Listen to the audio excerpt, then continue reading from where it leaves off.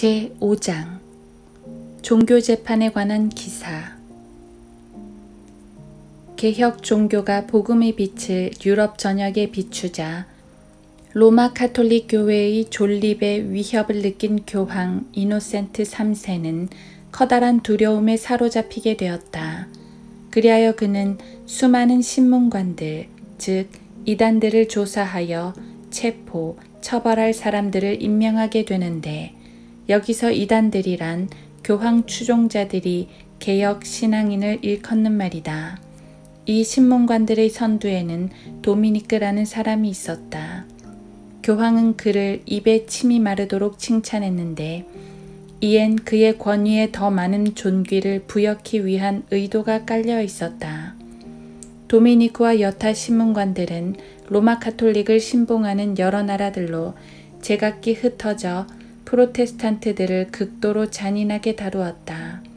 그런데 시간이 지남에 따라 각 나라를 돌아다니는 이 신문관들이 자신의 기대만큼 썩 쓸모 있다는 걸 발견치 못한 교황은 아예 한 지역에 상주하는 정식 종교재판소를 세우기로 결심했다.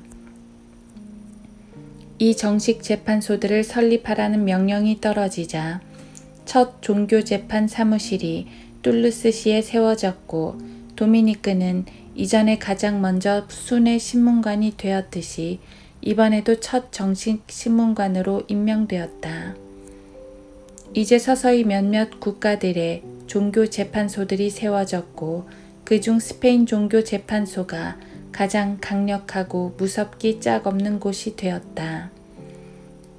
심지어 다른 모든 면에 있어서는 절대 권력을 휘두르던 스페인의 국왕들까지도 종교재판소장들의 권력을 두려워하라는 귀뜸을 들었으며, 그들이 저지르는 등골이 오싹한 잔인한 행위들을 지켜보던 군중들은 로마 가톨릭과 상이한 그들의 생각을 드러냈다가 똑같은 꼴이 될까 두려워 감히 혀를 놀리지 못했고, 그저 속에서 맴도는 생각을 꼭꼭 숨겨 놓을 수밖에 없었다. 로마 가톨릭의 모든 수사들 중 로마 교회에 대한 열성과 절대적인 복종이라면 도미니크 수사들과 프란체스코 수사들이 단연 으뜸이었다. 따라서 교황은 바로 이들에게 각각의 종교재판소를 주재할 수 있는 전권을 부여하는 것이 바람직하다는 생각에 그들에게 무제한적인 절대 권력을 부여했는데, 그들은 교황이 손수 파견한 즉석에서 교황 자신을 대변하는 재판관들이 되었던 것이다. 그들은 취약하기 짝없는 이단 정보라도 일단 손에 넣기만 하면 자신들이 합당하다고 여기는 이들을 파문하거나 사형에 처할 수 있었고, 그들이 이단이라고 여기는 모든 자들에게 성전을 선포한 후 관할 군주들과 손잡고서 그들의 병력을 자신들의 성전에 끌어들일 수 있는 권한을 부여받았다. 1244년 그들의 권력은 스스로를 모든 종교 재판관들의 보호자요 친구라고 떠벌리고 다니며 다음과 같은 잔인한 칙령을 반포한 황제 프레데릭 2세에 의해 한층 강화되었는데, 그가 제정한 칙령이란: 첫째, 계속해서 고집을 부리는 모든 이단자들은 불에 태워져야 하며, 둘째, 잘못을 뉘우치는 모든 이단자들은 감옥에서 일생을 마쳐야 한다는 것이었다. 황제 안에서 로마 가톨릭 즉 종교 재판관들을 향해 끌어오르던 이 열정은 당시 전 유럽에 떠돌던 풍설, 즉 그가 기독교를 버리고 회교도가 되고자 한다는 소문 때문에 일어난 것이었고, 따라서 황제는 극도로 편협하게 그 풍문을 반박함과 동시에 잔인한 행위를 동원해 자신이 로마 가톨릭에 얼마나 착 달라붙어 있는지를 보여주려 했던 것이다. 종교재판소 임원들에는 3명의 신문관, 곧 재판관들과 회계 담당 변호사, 비서 2, 집정관, 전령, 격리계원, 간수, 몰수 재산관리인이 있었고, 또 거기엔 대여섯 배석 판사들과 고문들, 형 집행인들, 내과 의사들, 외과 의사들, 수위들, 포졸들, 그리고 비밀 엄수를 맹세한 방문객들이 끼어 있었다. 이 재판정에 넘겨진 이들에게 쏟아진 주요 기소 사실은 그들이 이단이라는 것이며, 이는 로마 가톨릭의 여하한 신조나 전통에 관련된 조항들에 반하여 말해지거나 글로 쓰인 모든 것을 포함한다. 그 신문은 또한 마술사라는 이유로 고소당한 이들과 평범한 언어로 쓰여진 성경이나 유대인들의 탈무드, 이슬람교의 코란을 읽는 이들을 재판의 범주에 넣는다. 모든 경우에 있어 신문관들은 그들의 소송 절차를 극도로 잔인하게 수행해 나가며 자신들의 비유를 건드리는 이들에게는 비할 바 없이 잔혹한 형벌을 가한다. 프로테스탄트들에게 자비가 베풀어진다는 건 거의 있을 수 없는 일이고, 유대인이 그리스도인이 되었을 경우엔 결코 안전을 보장받지 못한다. 종교 재판에 있어 죄수들에 대한 변호란 하등 쓸모가 없다. 왜냐하면 의심이야말로 그들에게 유죄를 선고할 충분한 이유가 되기 때문이다. 또한 재산이 많을수록 그만큼 더 위험하다. 신문관들이 그토록 잔인한 데는 주로 그들의 탐욕 때문인데, 그들은 재물을 소유하기 위해 생명을 죽이고 열성의 탈을 쓰고서 그들이 역겨워하는 개개인의 약탈하는 것이다.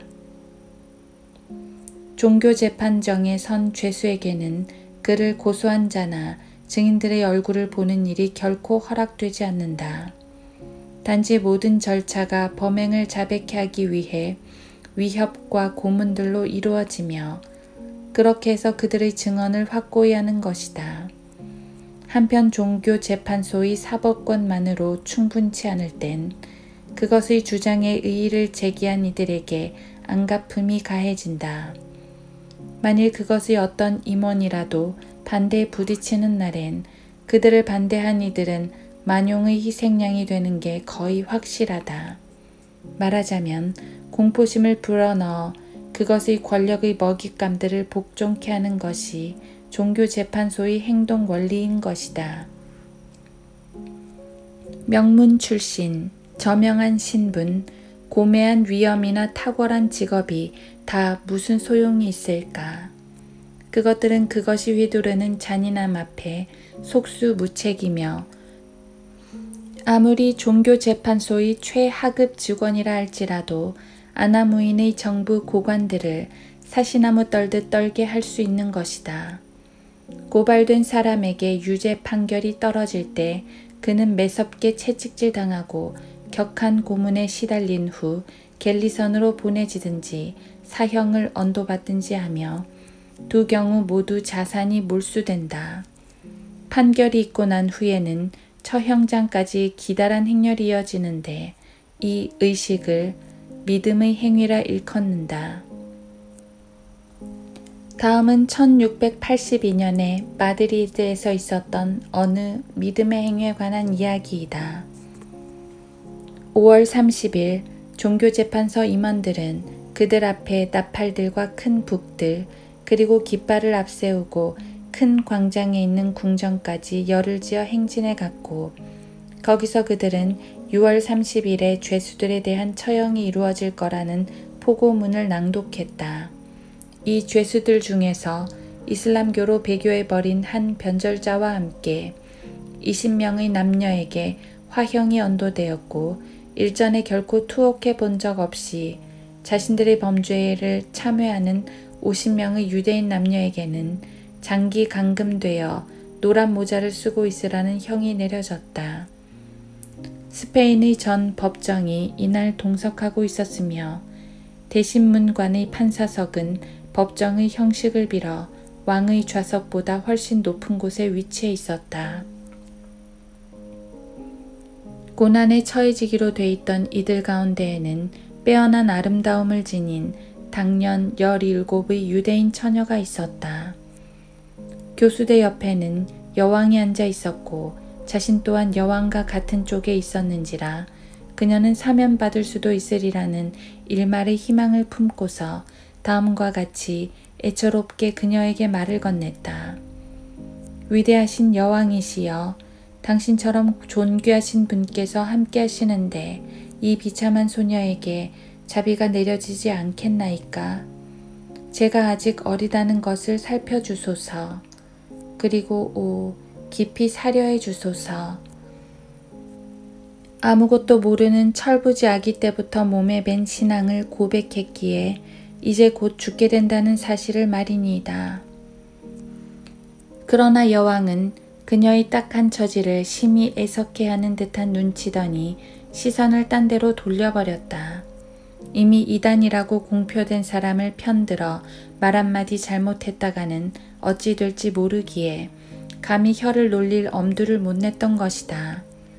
바야흐로 미사가 시작되었고 그것이 한창 무르익자 주교가 제단을 떠나 교수대 가까이로 가서 그가 앉도록 준비된 의자에 몸을 기댔다.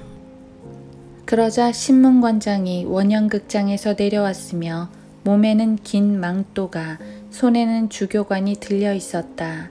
제단에 절을 하고서 그는 국왕이 앉아있는 발코니 쪽으로 걸음을 옮기더니 그곳으로 터벅터벅 걸어 올라갔고 그의 옆에는 십자가, 사복음서, 그리고 스페인 국왕들이 카톨릭 신앙을 수호하고 이단들을 근절하며 종교재판소가 자행하는 박해들과 판결들을 온 힘을 다해 지지하고 강행할 것을 선서한 맹세들이 기록된 책을 들고 있는 몇몇 신문관들을 대동하고 있었다.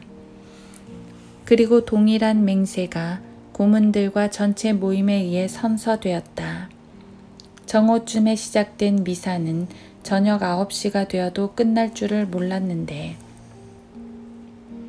이는 대여섯 죄인들에게 내려진 판결을 선고하느라 오래 끌려진 탓이었으며 그 판결들은 이미 예행 연습 삼아 각기 순서대로 크게 복창되었던 것이었다. 이후 21명의 남녀에게 화형이 집행되었고 등골을 오싹해 하는 죽음을 견뎌내며 보여준 그들의 용기는 진정 놀라움을 금치 못하게 했다.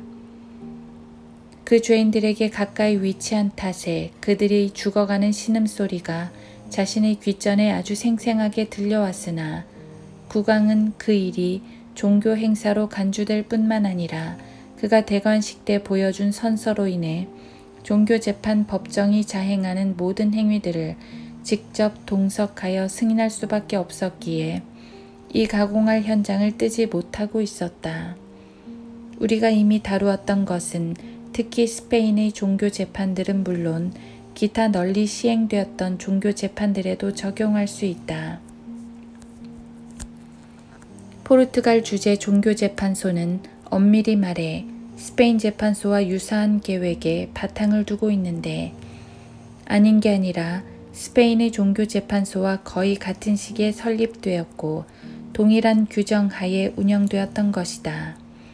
그 재판소의 신문관들은 고문을 딱 3번만 허용하지만 그때마다 가해지는 고문이 어찌나 맹렬하던지 죄수가 고문 도중에 죽던지 아니면 후에 불구자로서 살아가며 매번 날씨가 바뀔 때마다 격심하기 짝없는 통증에 시달리는 것이었다. 우리는 그러한 고문으로 야기된 격심한 고통들을 남아돌 만큼 충분히 그려낼 것인데 이는 저마다 3번의 고문들에서 그것을 맛보았지만 다행히도 자신을 몰아치던 잔인함으로부터 구사일생으로 살아난 어느 성도의 이야기에서 얻어낸 것임을 밝혀둔다. 첫 번째 고문 때에 있었던 일이다. 6명의 형 집행인들이 들어와 그를 발가벗겨 속옷만 입혀서는 바닥에서 약 1m가량 올라온 탁자 같은 것 위에 똑바로 뉘어놓았다. 작업은 옷긴 모양의 쇠고리를 그의 목에 두르고 양발에 고리를 채우며 시작되었고 이것들 때문에 그는 탁자에 단단히 고정되었다. 그의 팔다리를 이와 같이 잡아당기고 나자 그들은 2가닥의 밧줄을 그의 허벅지에 감았다. 그들 중 4명이 이를 위해 특별히 고안된 구멍들을 통해 교수대 밑을 지나는 이 밧줄들을 거머쥐었고 그 후 신호가 떨어지자 한순간에 팽팽히 꽉 잡아당겼다. 그 즉시 뒤따라온 고통이 무척이나 견디기 힘들었으리라는 걸 상상하기란 어려운 일이 아니다. 밧줄들은 두께가 가늘었기에 죄수의 살을 뚫고서 대퇴골까지 죄어들었고 동일한 방식으로 묶여진 서로 다른 8부위에서 피가 동시에 뿜어 나왔다. 죄수가 이를 악물고서 신문관들이 요구하는 그 어떠한 고백도 내뱉지 않자 이번에는 같은 방식으로 4번 연속 밧줄들이 당겨졌다. 두 번째 고문을 가한 방식은 다음과 같다. 그들은 그의 양팔을 등 뒤로 거세게 돌려서는 그의 손바닥이 그의 뒤에서 바깥쪽을 바라보도록 돌려놓았다. 그들은 이때 양팔목을 잡아매어 그것들을 한데 고정시켜 놓은 밧줄, 즉 기계 엔진에 의해 돌아가는 밧줄을 잡아당겨 그것들을 서서히 서로 간에 근접하도록 만들었는데 말하자면 각각의 손등이 맞닿아서 서로 간에 완전 평형을 이루도록 하는 것과 같은 방식이었던 것이다.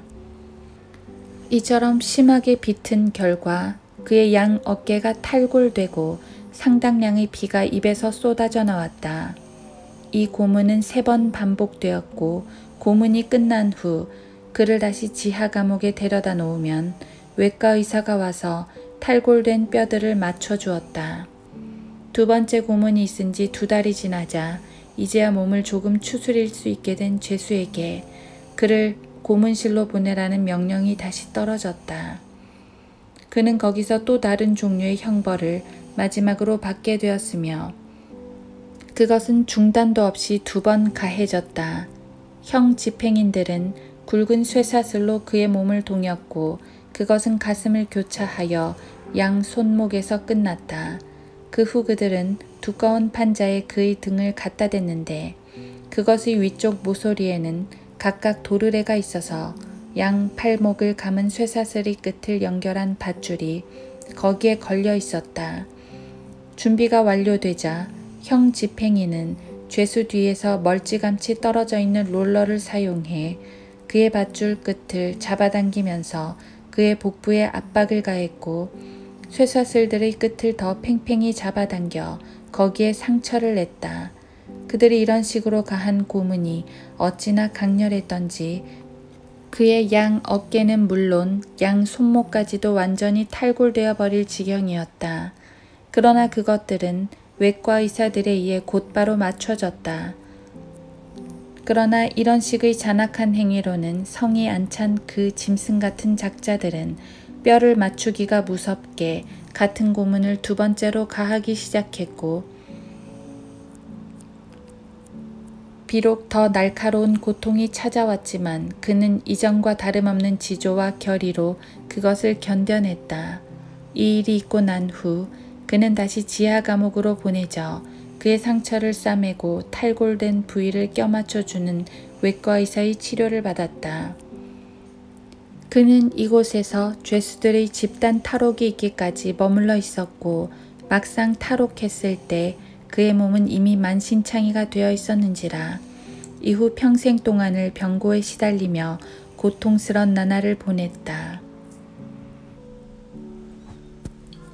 스페인의 영국 상인 니콜라스 버튼에게 가해진 잔혹한 처사와 화형에 관한 기사. AD 1560년경 11월 5일 한때 런던의 시민이었고 또 상인으로서 작은 성 바돌롬의 교구 내에서 평온하고 조용하게 거주하며 상품 매매업에 종사하고 있던 니콜라스 버튼 씨가 스페인의 안달루시아에 자리 잡은 까디츠시에 있을 때 흔히 배신자들을 일컫는 유다라 불리는 자, 즉 종교재판소 신부들의 심부름꾼 하나가 그의 숙소로 불쑥 모습을 나타냈는데 예의 니콜라스 버튼을 찾아온 그는 그에게 직접 전해줄 편지가 있노라며 거짓을 둘러댔고 이렇게 해서 그와 즉시 면담할 수 있었다. 그러나 애시당초 그에게 전해줄 편지란 없는지라 위의 장본인 곧 그 심부름꾼은 그가 전령으로서 섬기는 그의 주인 마귀의 지시에 따라 또 다른 거짓을 고안해냈고, 그리하여 만일 니콜라스 버튼이 얼마만이라도 허락한다면 버튼이 짐을 싣기 위해 새를 낸 그 배에 화물을 실어 그것을 런던에 보냈으면 한다고 새빨갛게 거짓말을 했다. 그가 이렇게 거짓을 꾸민 것은 부분적으로는 물건을 어디에 쌓아두었는지를 알아내어 그것들을 압류하고자 한 것도 이유가 될 수 있겠지만, 주된 의도는 종교재판소의 장교가 와서 위의 니콜라스 버튼을 체포할 때까지 시간을 벌기 위함이었으며, 이 일은 즉각적으로 시행에 들어갔다.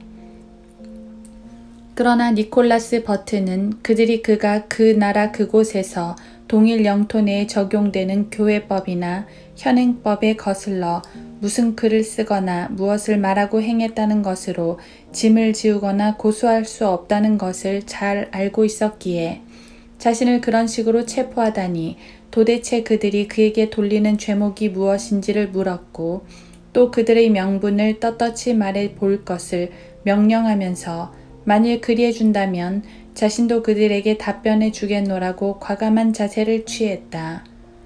그러나 그들은 이에 대해 아무런 답변도 찾지 못했으면서도 되레 그에게 입 닥치고 잠자코 있으라며 위협조로 호령을 내리는 것이었다. 그리하여 그들은 까디짓이 불결한 공동감옥으로 그를 데려갔고, 그는 거기서 쇠고랑을 찬 채 14일간을 도둑들 사이에 끼어 지냈다.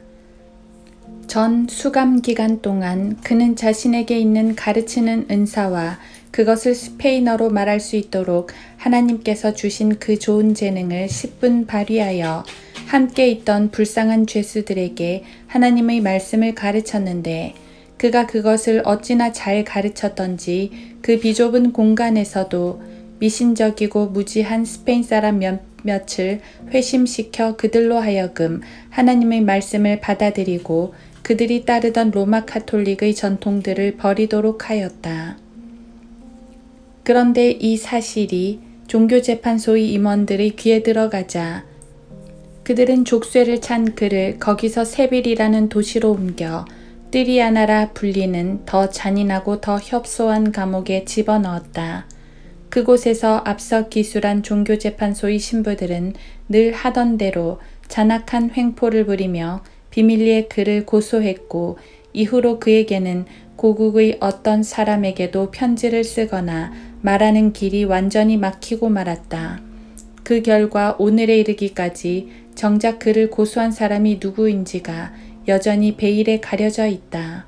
그 후 12월 20일 그들은 앞서 말한 니콜라스 버튼을 무수히 많은 다른 죄수들과 함께 참된 기독신앙을 고백했다는 이유로 세빌 시내의 한 장소로 데려갔다.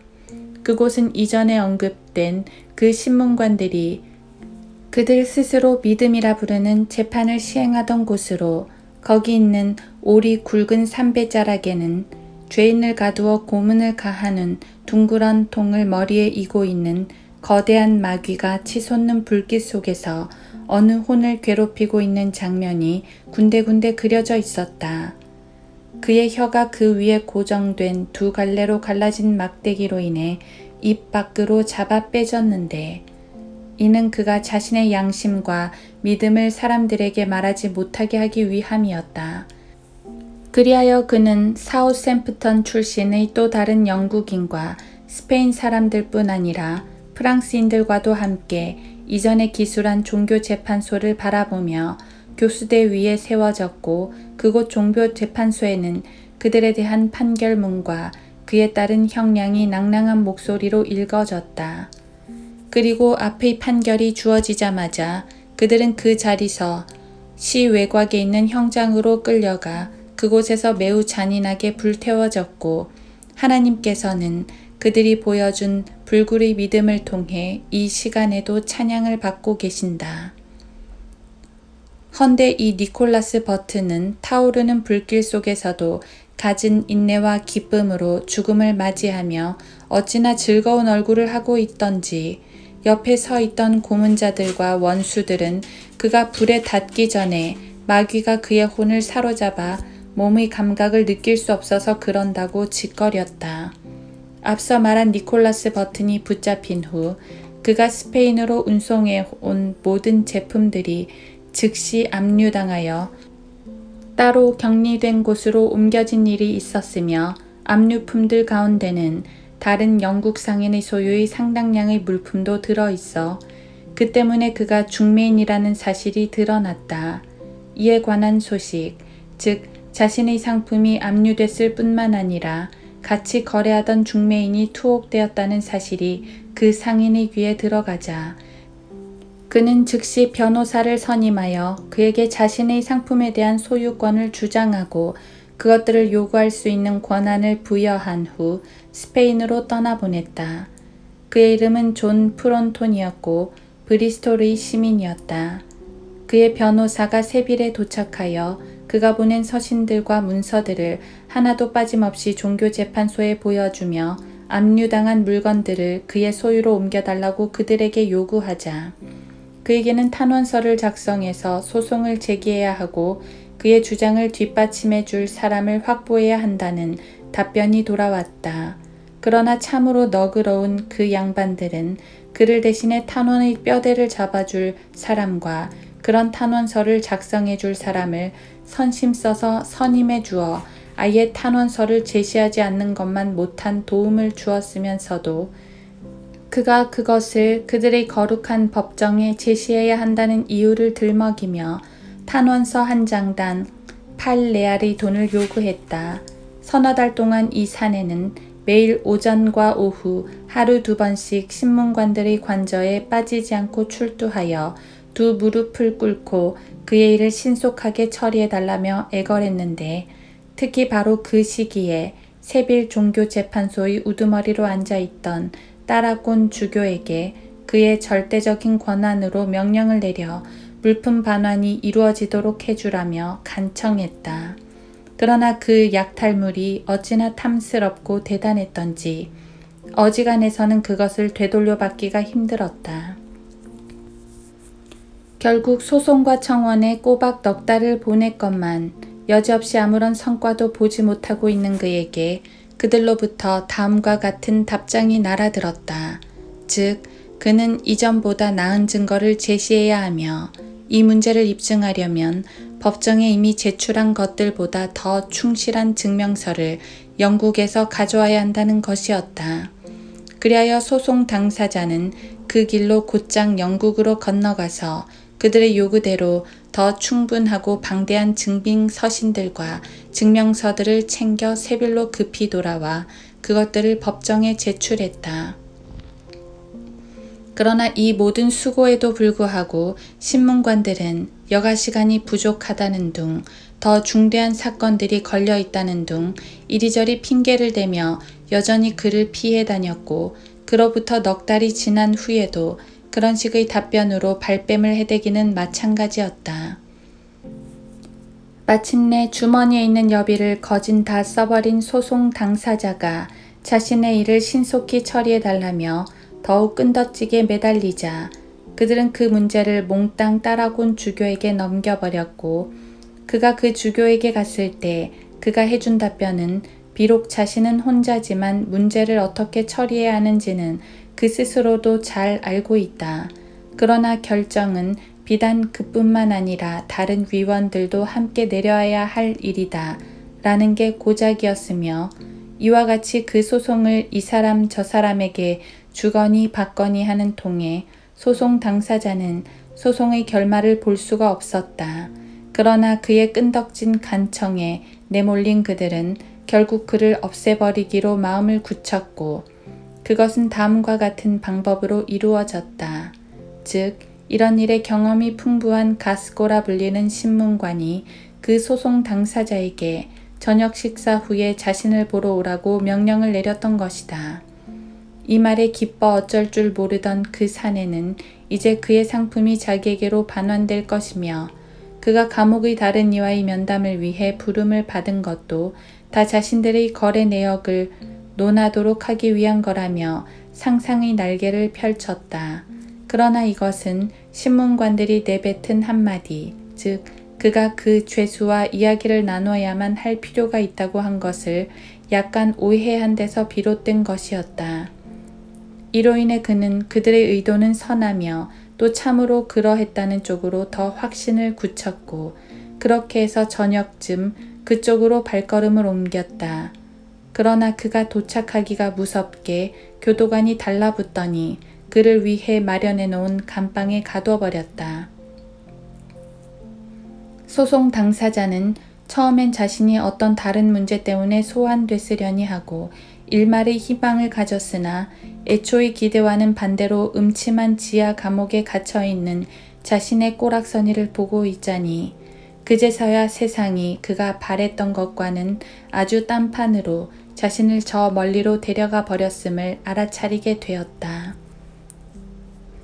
그리고 그는 그 뒤 2, 3일 내에 법정으로 인도되어 자신의 물품을 요구하기 시작했는데 아닌 게 아니라 이보다 더 그들의 구미에 딱 들어막는 호기가 없는지라 그들은 그에게 아베 마리아를 하라고 지시했다. 그가 그것을 읊조릴 때 그것은 한자 한자 기록되었으며 그들은 그의 물품에 관한 이야기는 이미 그럴 필요성이 사라졌기에 더 이상 입에 담지 않고서 그에게 다시 감옥에 들어가라는 명령을 내린 후 그를 이단으로 고소해버렸다. 이유인즉 그가 그의 아베 마리아를 로마 카톨릭의 형식으로 하지 않았음은 물론 그것을 상당히 의심스럽게 끝마쳤다는 것이다. 그들의 말에 따르면 그가 성자들의 묵상을 인정치 않는다는 것을 입증하기에 충분하다는 것이다.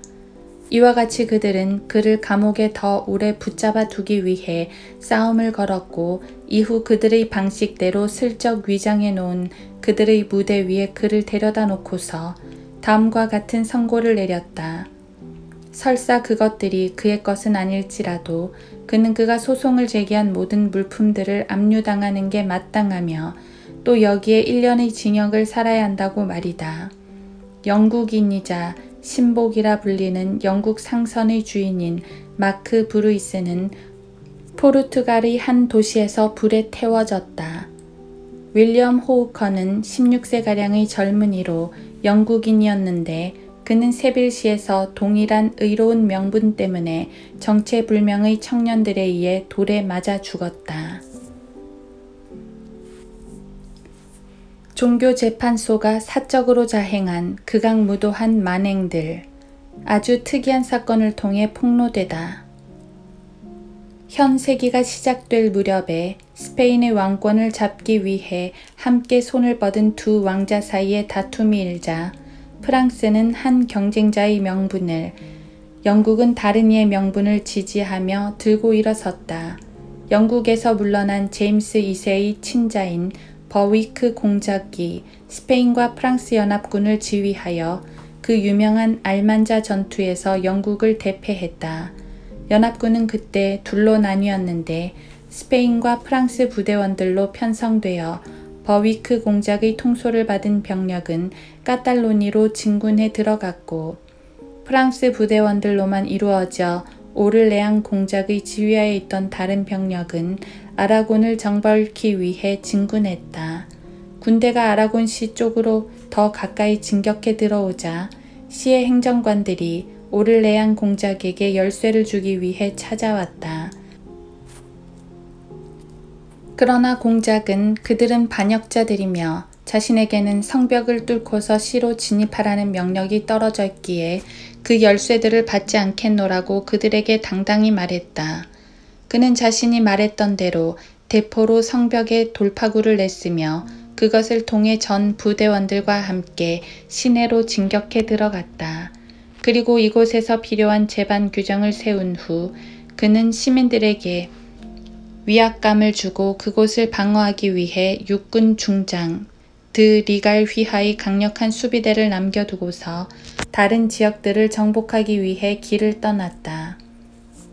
이 신사는 비록 카톨릭 교도로 자랐어도 미신과는 완전히 담을 쌓은 사람이었고 놀라운 재능들과 대단한 용기가 어우러진 노련한 장교이자 교양미 넘치는 신사였다.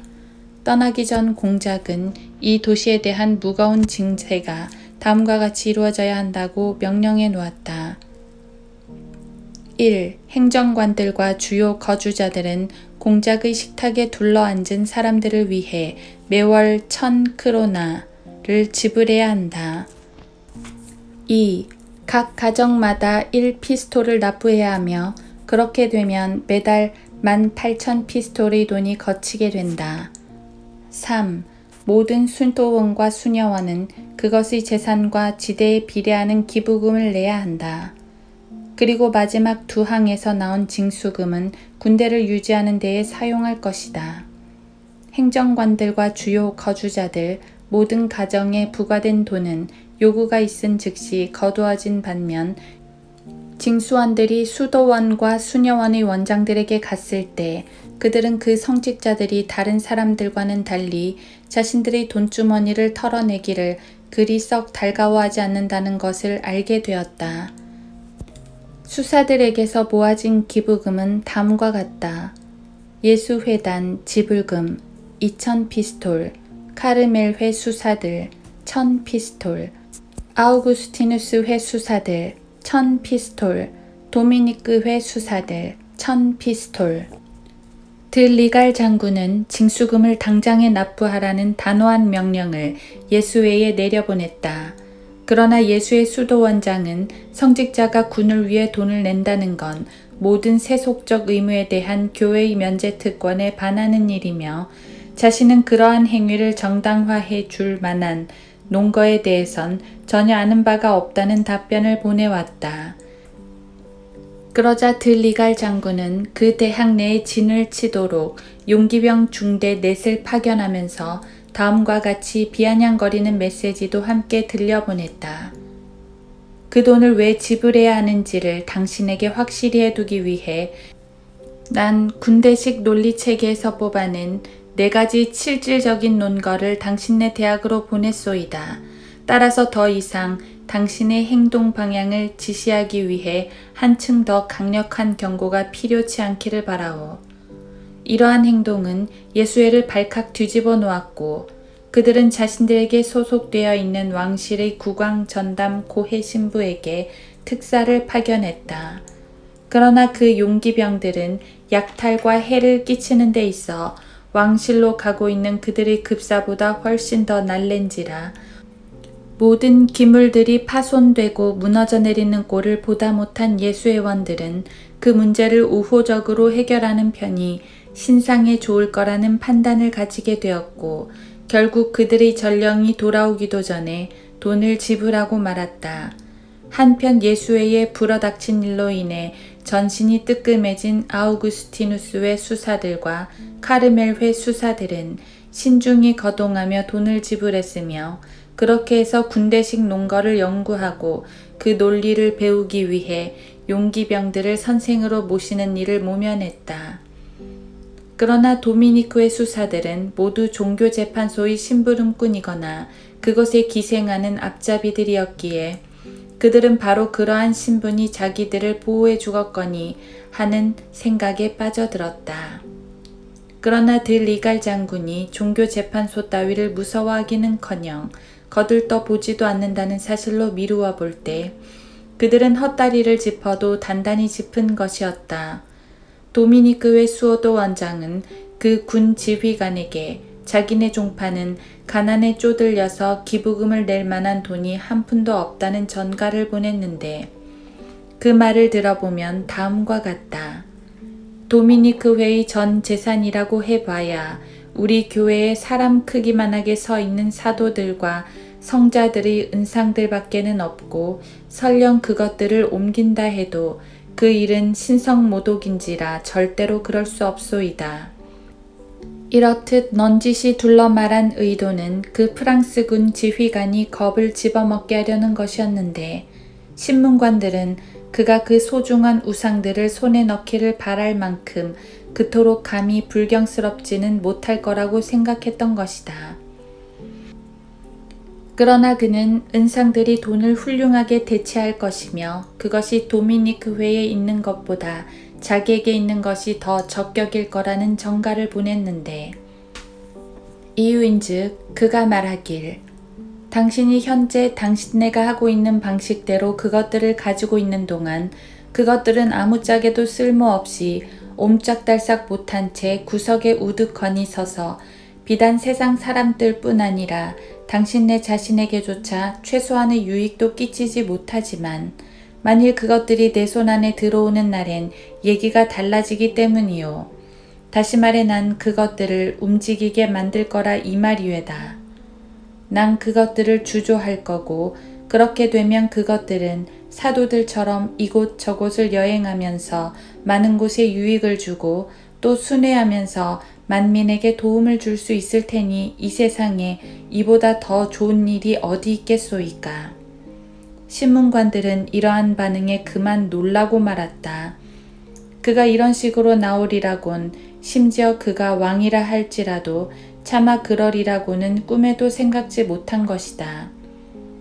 그래서 그들은 이렇게 하면 시민들의 저항을 불러일으킬 수 있으려니 하고 그들의 소중한 은상들을 엄숙한 행렬 속에서 운반하기로 결심했고 그에 따라 촛불을 밝힌 은 사도들과 성자들을 메고서 땅을 치듯 애도하며 이단이라고 이단이야를 쉴 새 없이 비통하게 부르짖으면서 들리갈의 거처로 행진하라는 명령이 도미니코의 수사들에게 떨어졌다.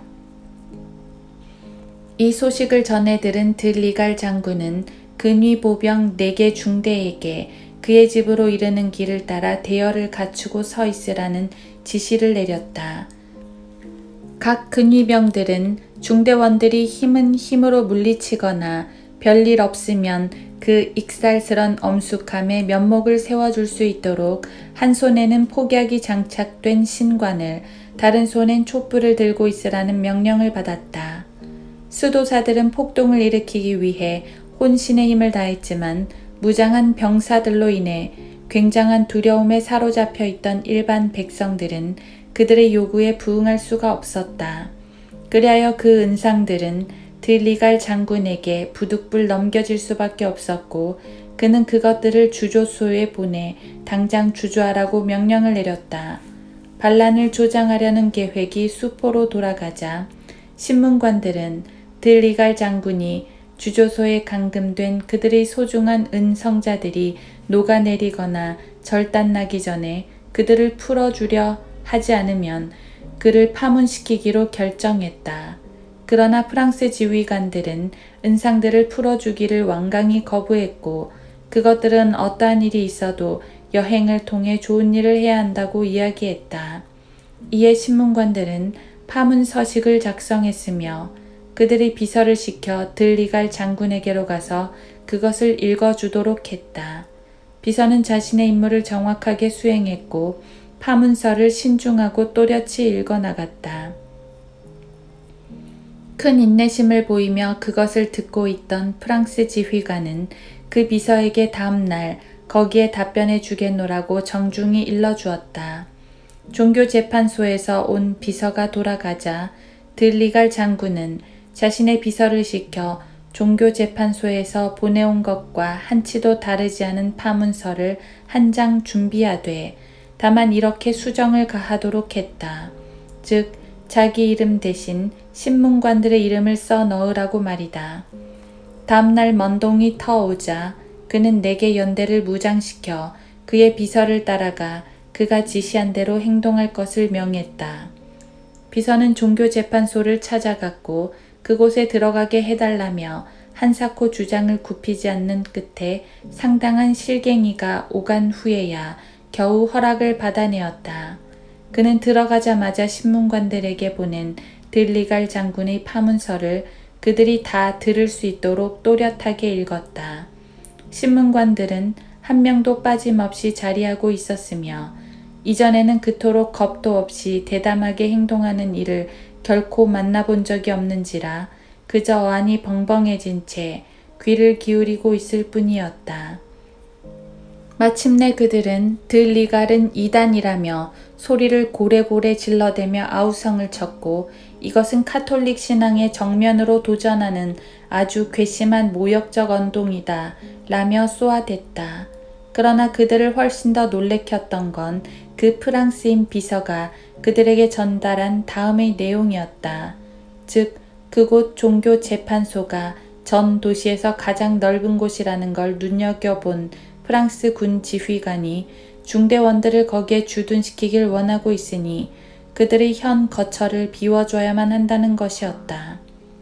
신문관들은 이 일로 인해 소리를 버럭버럭 질러댔고 그때 그 비서는 그들에게 중무장한 호위대를 붙여서 들리갈 장군이 그들을 수용하라고 지정한 곳으로 보내버렸다.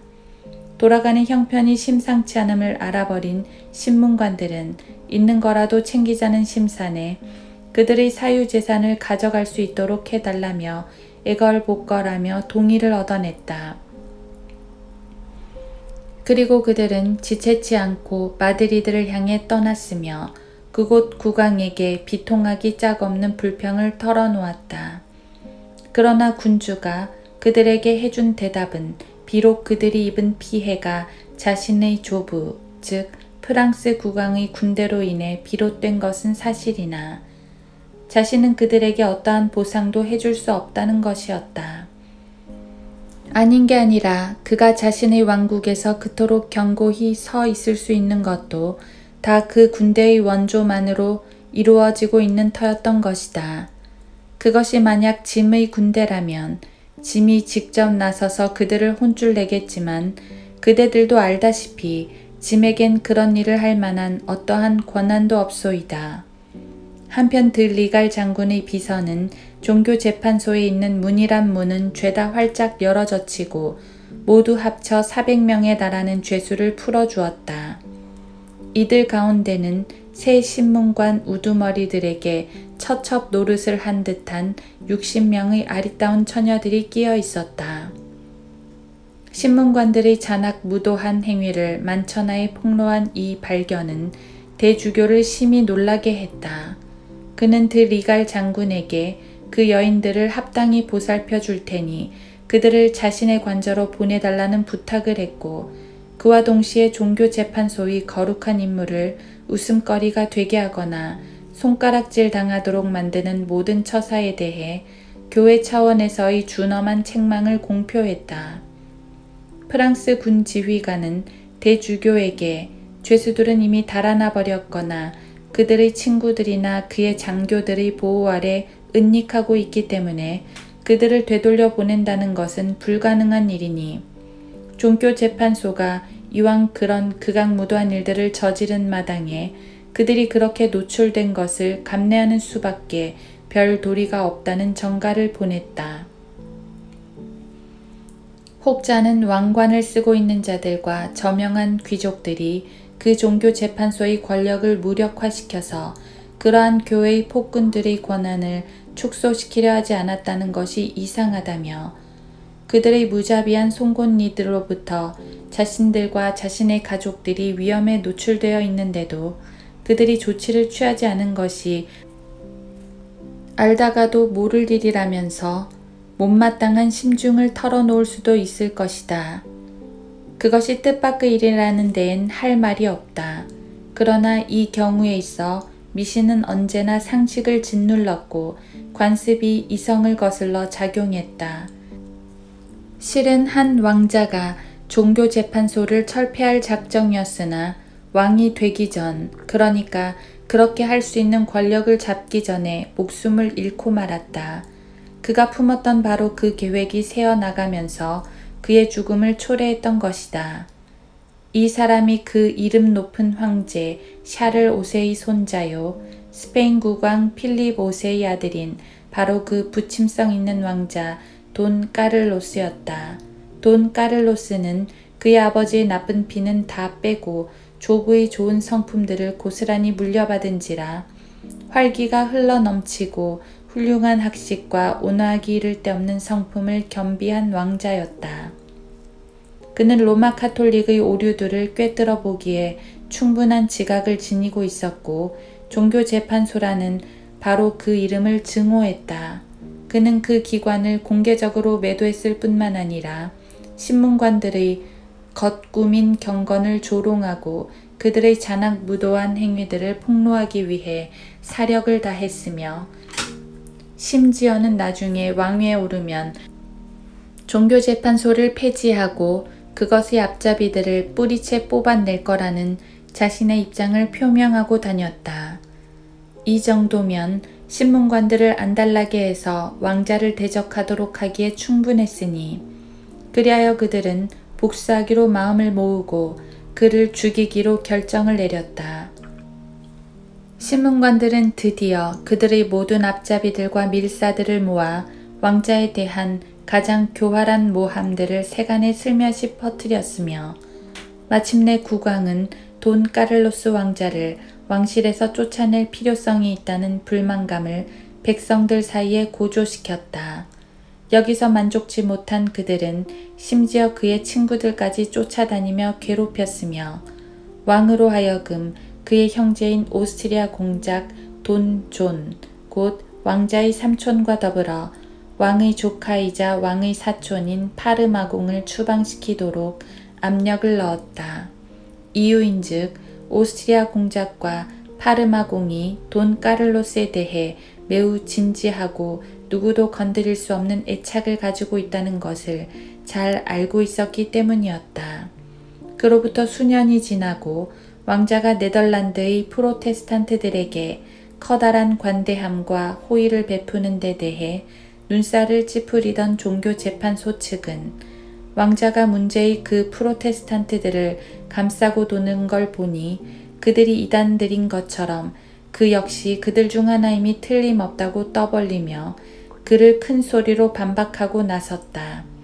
간단히 말해 그들은 미신에 완전히 사로잡힌 왕의 마음을 크게 좌지우지하고 있었는지라 입에 담기에 충격적이지만 왕은 인간 본연의 감정조차 억센 편협의 재단에 제물로 바쳐버리고 종교재판소의 화를 불러일으킬까봐 두려워한 나머지 하나밖에 없는 아들을 단념하고 바로 그 아들 위에 사형을 선고하는 천인공노할 일을 저질렀던 것이다. 사실 왕자에게는 관대함이라 일컬어지던 것이 베풀어졌는데 말하자면 어떻게 죽을 것인지를 스스로 선택할 수 있었던 것이다. 로마에서 그랬던 것처럼 불행한 젊은 영웅은 피를 낭자히 흘리며 펄펄 끓는 욕조에서 죽는 길을 택했으며 팔다리의 굵은 핏줄들이 터졌을 때 그는 신문관들의 악의와 부친의 우둔한 편협의 순교자가 되어 서서히 숨을 거두었다. 에지디오 박사에게 일어난 박해. 에지디오 박사는 알칼라 대학에서 교육을 받고서 대여섯 개의 학위를 취득했으며 특히 신성한 성경과 신학교에 대한 연구에 몰두했다. 그러다 신학 교수가 죽자 그가 그의 자리로 선출되었고 모든 사람의 입맛에 착착 달라붙도록 어찌나 일을 잘 하던지 학식과 경건에 관한 그의 평판은 전 유럽인의 입에 오르내리게 되었다. 그러나 에지디오에게는 적대 세력이 있어 이들이 그를 신문관들에게 고소했고 그들은 그에게 소환장을 보내어 그가 모습을 나타내자 그를 지하 감옥에 던져 넣어 버렸다. 세빌의 대성당에 출석하는 대다수의 사람들과 도르투아 주교 관할구에 속한 많은 이들은 에지디오의 교리를 참된 신앙과 완벽하게 일치한다며 높이들 평가하고 있었기 때문에 그들은 그를 편들어 황제에게 탄원서를 제출했다. 군주가 로마 가톨릭 교도로 교육받고 자란 건 사실이지만 편협한 고집불통이 될 만큼 꽉 막힌 사람은 아니었는지라 즉각 명령을 보내어 그를 석방토록 했다. 그는 곧이어 발라돌리드 성당을 방문하여 교회의 명분을 조성기 위해 할 수 있는 모든 일을 수행했다. 그리고 집에 돌아오자 이내 알아눕게 되어 극심한 노환으로 생을 마감했다. 그가 살아있는 동안 그에 대한 그들의 악의를 만족시키지 못해 서운해하던 신문관들은 죽어있는 그에게 복수하기로 마음먹었다. 하기에 그들은 그가 매장되고 얼마 안 있어 그의 유골을 무덤에서 파헤쳐내도록 명령을 내렸고 합법적인 소송 절차를 거쳐 그것의 화형을 선고하고서 그에 따라 형을 집행했다. 콘스탄티네 박사에게 일어난 박해. 이미 앞서 언급했던 에디지오 박사와 깊은 교분을 나누던 콘스탄티네 박사는 천성적으로 비상한 재능을 타고난 심오한 학식을 소유한 사람이었다. 그는 현재 사용되는 6개의 언어만 몰랐지 라틴어, 헬라어, 히브리어의 정통에 있었으며 또 난해에서 고개를 절레절레 흔드는 과학은 물론 순문학 축에 드는 예술작품들도 완벽하리만치 잘 알고 있었다. 그의 능수능란한 말솜씨는 그를 부침성 있는 인물로 또 그의 건전한 교리들은 그를 수입 많은 설교자로 만들어 주었는데 그가 얼마나 인기가 좋던지 모여든 회 중 하나만 단락 앉혀놓고 설교한 적이 없을 정도였다. 그는 교계에서 입지를 높일 수 있는 기회가 많이 있었으면서도 결코 그것들로 이득을 취하려 하지 않았다. 다시 말해 현재보다 더 큰 가치를 지닌 삶이 눈앞에 던져지면 나는 내가 가진 것으로 만족하오 라고 말하며 그것을 거부하곤 했던 것이다. 그런가 하면 그는 종종 성직 매매를 규탄하는 강력한 설교를 하였는데 그것이 어찌나 강력하던지 그 주제에 관해 그다지 섬세치 못한 많은 웃사람들이 그의 교리 중 그 항목에 대해 불쾌감을 표시했다. 에디지오 박사를 통해 프로테스탄트 신앙에 대한 확신을 굳히게 된 그는 복음의 순수성에 걸맞는 교리들만을 담대하게 설교했으며 여러 시기에 로마 교회로 몰래 기어들어온 오류들로 오염되지도 않았다. 그는 이러한 이유들 때문에 로마 가톨릭 내에 수많은 적들을 두고 있었고 그들 중 몇은 그를 죽이기로 마음을 완전히 굳힌 상태였다. 신학 강의를 위해 학교를 세운 스코바리아라는 훌륭한 신사가 콘스탄티네 박사를 그곳의 강독자로 임명했다. 그는 즉각적으로 그 일을 떠맡아 잠언과 전도서, 솔로몬의 노래를 조금씩 강독해 내려갔는데 욥기를 해설하려던 찰나에 신문관들에 의해 체포되고 말았다. 조사를 하기 위해 데려다 놓았건만 어찌나 조심스럽게 답변하던지 그들은 그에 대한 명백한 혐의를 찾을 수 없었고 어떤 식으로 소송을 걸 것인지도 여전히 결단 내리지 못하고 있었다. 그러나 다음처럼 때마침 발생한 상황이 그 일의 결정타를 날려주었다. 콘스탄티네 박사는 이사벨라 마르틴이라는 여인에게 몇 권의 책을 맡긴 적이 있었다. 그에게 그것들은 매우 가치 있는 책들이었지만 종교재판소의 눈엔 달갑지 않을 거라는 걸 알고 있었다. 프로테스탄트로 밀고 된 그 여인은 체포되었고 간단한 절차를 거친 후 그녀의 재산을 압류하라는 명령이 떨어졌다. 그러나 관원들이 집으로 들어닥치기 전 선수를 친 사람이 있었으니 바로 그녀의 아들이었다. 그는 가장 중요한 물건들로 가득 찬 궤 몇 개를 안 보이는 곳으로 옮겼으며 이것들 가운데 콘스탄티네 박사의 책들도 들어 있었던 것이다. 그러나 이를 알고 있던 하인 하나가 주인을 배반해 이에 대한 정보를 신문관들에게 전해주었고 그리하여 그 궤들을 요구하기 위해 관리 한 명이 그 아들에게 파견되었다. 아들은 그 관리가 단지 콘스탄티네 박사의 책들만을 가지러 왔다는 생각에 다음과 같이 말했다. 뭐 때문에 오셨는지 압니다. 잠시 기다리시면 제가 그것들을 얼른 가져다 드리겠습니다. 그리고 나서 그는 콘스탄티네 박사의 책들과 문서들을 들고 왔고 그때 그 관리는 뜻밖의 횡재에 심히 놀라는 기색을 감추지 못했다. 하지만 그는 이 책들과 문서들을 갖다 줘서 기쁘지만 그럼에도 자신의 임무를 끝까지 완수해야 한다고 청년에게 말했다. 다름 아니라 그것은 청년과 그가 몰래 숨겨놓은 재산을 신문관들 앞에 갖다 놓으라는 것이었으며 그는 시키는 대로 순순히 응했다. 그리고 구슬리거나 저항하는 게 아무짝에도 쓸모없을 거라는 걸 안 청년은 자신의 운명에 조용히 무릎을 꿇었다. 이처럼 콘스탄티네 박사의 책들과 문서들을 손에 넣게 된 신문관들은 이제서야 그에게 혐의를 씌울 만한 건더기를 건지게 되었다.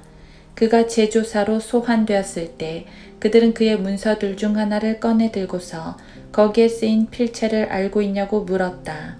그것이 자신의 것임을 알아차린 그는 전체 상황이 어떻게 돌아가는지를 어림하고서 다음과 같이 말하며 그 문서가 자신의 것임을 고백하고 거기에 수록된 교리들을 정당화했다.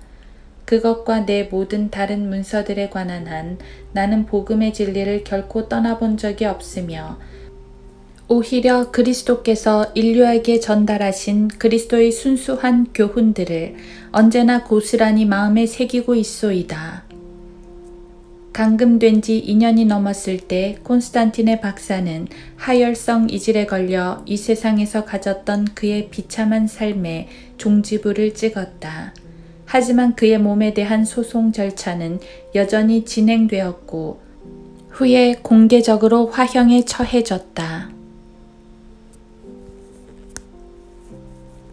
윌리엄 가디너의 생애. 윌리엄 가디너는 브리스톨 태생으로 그런대로 괜찮은 교육을 받았으며 일할 만한 나이가 됐을 때 페기뜨라는 상인 밑에서 장사를 배우게 되었다. 26살 때 그는 중매인으로 일하기 위해 그의 주인에 의해 리스본으로 보내졌다. 여기서 그는 포르투갈어 공부에 몰두하면서도 자신의 사업만큼은 근면하고 신속하게 처리했으며 또 자신과 조금이라도 관련 있는 사람에게는 그가 누구라도 매력 넘치는 상냥함으로 다가가 주었다. 그는 열성파 프로테스탄트로 알고 있는 몇몇 사람들과 사적인 대화를 나눔과 동시에 어떤 로마 카톨릭 교도의 비위도 건드리지 않으려고 세심한 주의를 기울였지만 그렇다고 해서 성당에 발을 들여 놓은 적이 있냐 하면 그런 건 결코 아니었다. 포르투갈 왕자와 스페인 공주 사이에 혼약이 맺어져 혼례가 치러지는 날 신랑과 신부와 전 왕실은 각계에서 온 사람들로 문전성시를 이루고 있는 성당으로 갔으며 모인 이들 가운데는 윌리엄 가드너도 눈에 띄었다. 그런데 결혼식을 처음부터 차근히 지켜보던 그의 눈앞에서 벌어지는 미신적 행위들로 인해 충격에 휩싸이고 말았다. 그가 본 그릇된 경배의 잔상이 가슴을 후려치듯 오갔으며 손만 뻗으면 참된 복음을 쉽사리 접할 수 있는 이때에 나라 전체가 그따위 우상 숭배에 빠져 있는 것을 보자니 비참한 마음을 금할 길이 없었다. 하기에 그는 그 의도만큼은 칭찬해 줄 만하지만 무모한 생각, 즉 도중에 죽는 한이 있더라도 포르투갈에 개혁을 일으켜 보겠다는 구상을 품게 되었고 거사 도중 순교자가 되긴 했어도 자신의 신중함을 열정의 재단에 불사르기로 굳게 마음먹었다. 이 원대한 목적을 이루기 위해 그는 관계하고 있던 모든 세상 일을 정리하고 빚을 갚았는가 하면 장부를 정리하고서 가지고 있던 물품을 타 사업자에게로 넘겼다. 그리고 다음 일요일에 신약 성경을 손에 들고 다시 그 성당으로 찾아가 제단 가까이에 자리를 잡고 앉았다. 왕과 왕비도 곧 모습을 나타내었고 추기경이 미사를 집전하기 시작했는데 전체 의식 중 바로 이 부분에서 회중들이 제병을 숭배한다. 가디너는 더 이상 견딜 수 없어 추기경에게로 펄쩍 튀어오르더니 그에게 성체를 낚아채어 발바닥으로 뭉개버렸다.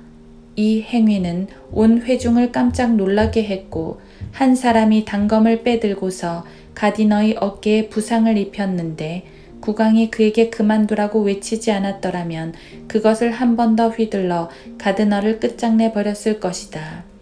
가디너가 왕 앞으로 끌려가자 군주는 그가 어느 나라 사람인지를 물었고 이에 대한 그의 대답은 이러했다. 저는 본시 영국 태생이며 프로테스탄트이고 물건을 팔며 먹고 살고 있습니다. 제가 한 일은 하늘이 무너진다 해도 결코 폐하의 옥체를 경멸해서 그런 것이 아닙니다.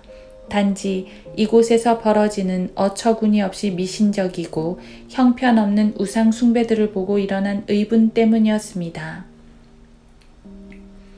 그가 그런 돌발적인 행위를 저지른 건 필시 다른 누군가에 의해 자극을 받았기 때문이란 생각에 왕은 그를 선동한 장본인이 누군지를 캐물었고 그는 다음과 같이 대답했다. 제 양심 외에는 그 누구도 아닙니다. 저는 살아있는 어떤 사람을 위해서도 제가 한 것 같은 위험천만한 일을 하지 않습니다. 그 일과 다른 모든 섬김들은 다 하나님을 향한 저의 의무일 뿐입니다. 가디너는 감옥으로 보내졌고 리스본에 있는 모든 영국인들을 잡아들이라는 대대적인 명령이 발해졌다. 이 명령은 거대한 규모로 실행되었으며 몇은 도주하고 많은 순진무구한 사람들이 그 문제에 관해 사소한 것이라도 알고 있는지 고백을 받아내기 위해 고문을 당했다. 특히 가드너와 같은 집에 거주하고 있는 사람은 사건의 실마리를 풀어줄 무언가를 실토케 하려고 비길 데 없이 야만스럽게 다뤄졌다. 한편 가디너 자신은 살을 도려내듯 고통스럽기 짝없는 고문을 당했으나 매번 고문이 진행되는 가운데서도 자신의 행위를 자랑스러워했다. 죽이라는 명령이 떨어지자 교수대 가까이에 큰 불이 붙여졌으며 가디너는 도르래로 끌려 올려져 교수대 쪽으로 당겨진 후 불 가까이 하지만 그것과 닿지 않을 정도의 간격을 두고 밑으로 내려졌다. 다시 말해 그들은 그를 불태워 죽였는데 차라리 조금씩 구워 죽였다고 하는 편이 나을 것이다. 그러나 그는 그에게 다가온 고난을 참을성 있게 견뎌냈고 자신의 혼을 주님께 기쁜 마음으로 의탁하였다.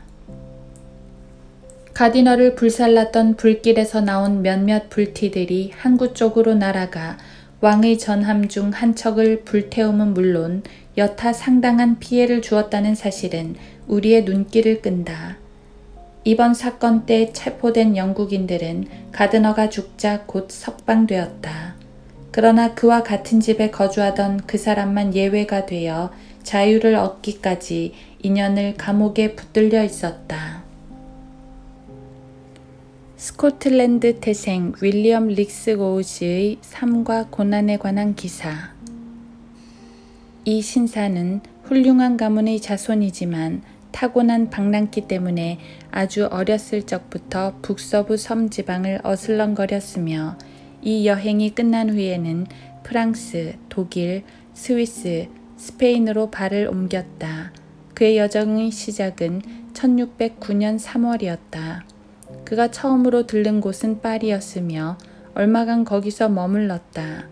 그는 그 후 독일과 여타 지역들을 거치는 자신의 여정을 계속 밟아나갔고 마침내 그의 불행의 중심지가 된 스페인의 말라가에 당도하게 되었다. 이곳에 거주하는 동안 그는 알렉산드리아로 이동하기 위해 한 프랑스 선박의 선주와 계약을 맺었으나 다음과 같은 사정으로 인해 여행길이 막혔다. 1620년 10월 저녁 당시 알제리의 해적들을 잡기 위해 순항 중이던 영국 함대가 말라가 연안에 정박한 일이 있었는데 이 일로 현지인들은 경악에 떨었다. 이유인즉 그들은 그들을 터키인들로 오인했던 것이다. 그러나 아침이 되자 간밤에 잘못 알았다는 것이 드러났다. 정박한 이들의 깃발에 그려져 있는 영국의 십자 문양을 알아본 말라가의 총독은 탐사 원정길에 올랐다. 그는 탐사를 총지휘하는 로버트 만셀경의 배에 올라타고서 얼마간의 조사를 마친 후 귀향하여 백성들의 두려움을 잠재웠다. 다음날 함대에 승선하고 있던 많은 사람들이 해변에 올라왔다. 이들 가운데는 리스고우 씨가 잘 알고 있는 자들도 몇 끼어 있었는지라 그는 서로 인사를 나눈 후 그들과 함께 수일 동안을 요란스레 잔치를 벌이고 마을의 유흥가를 배회하며 보냈다. 그리고 나서 그들은 배에 승선하라며 리스고우 씨를 초대했고 제독에게는 그를 대신해 경의를 표해 주었다. 그리하여 그는 그 초대를 수락하고 제독의 따뜻한 영접을 받았으며 함대가 항해하는 다음 날까지 그곳에 발이 묶여 있었다.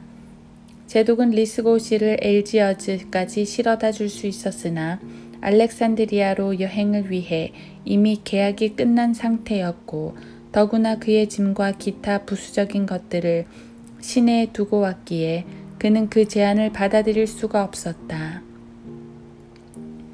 리스고시는 해변에 오르자마자 사람들이 눈에 잘 띄지 않는 길을 따라 숙소 쪽으로 발걸음을 옮겼다.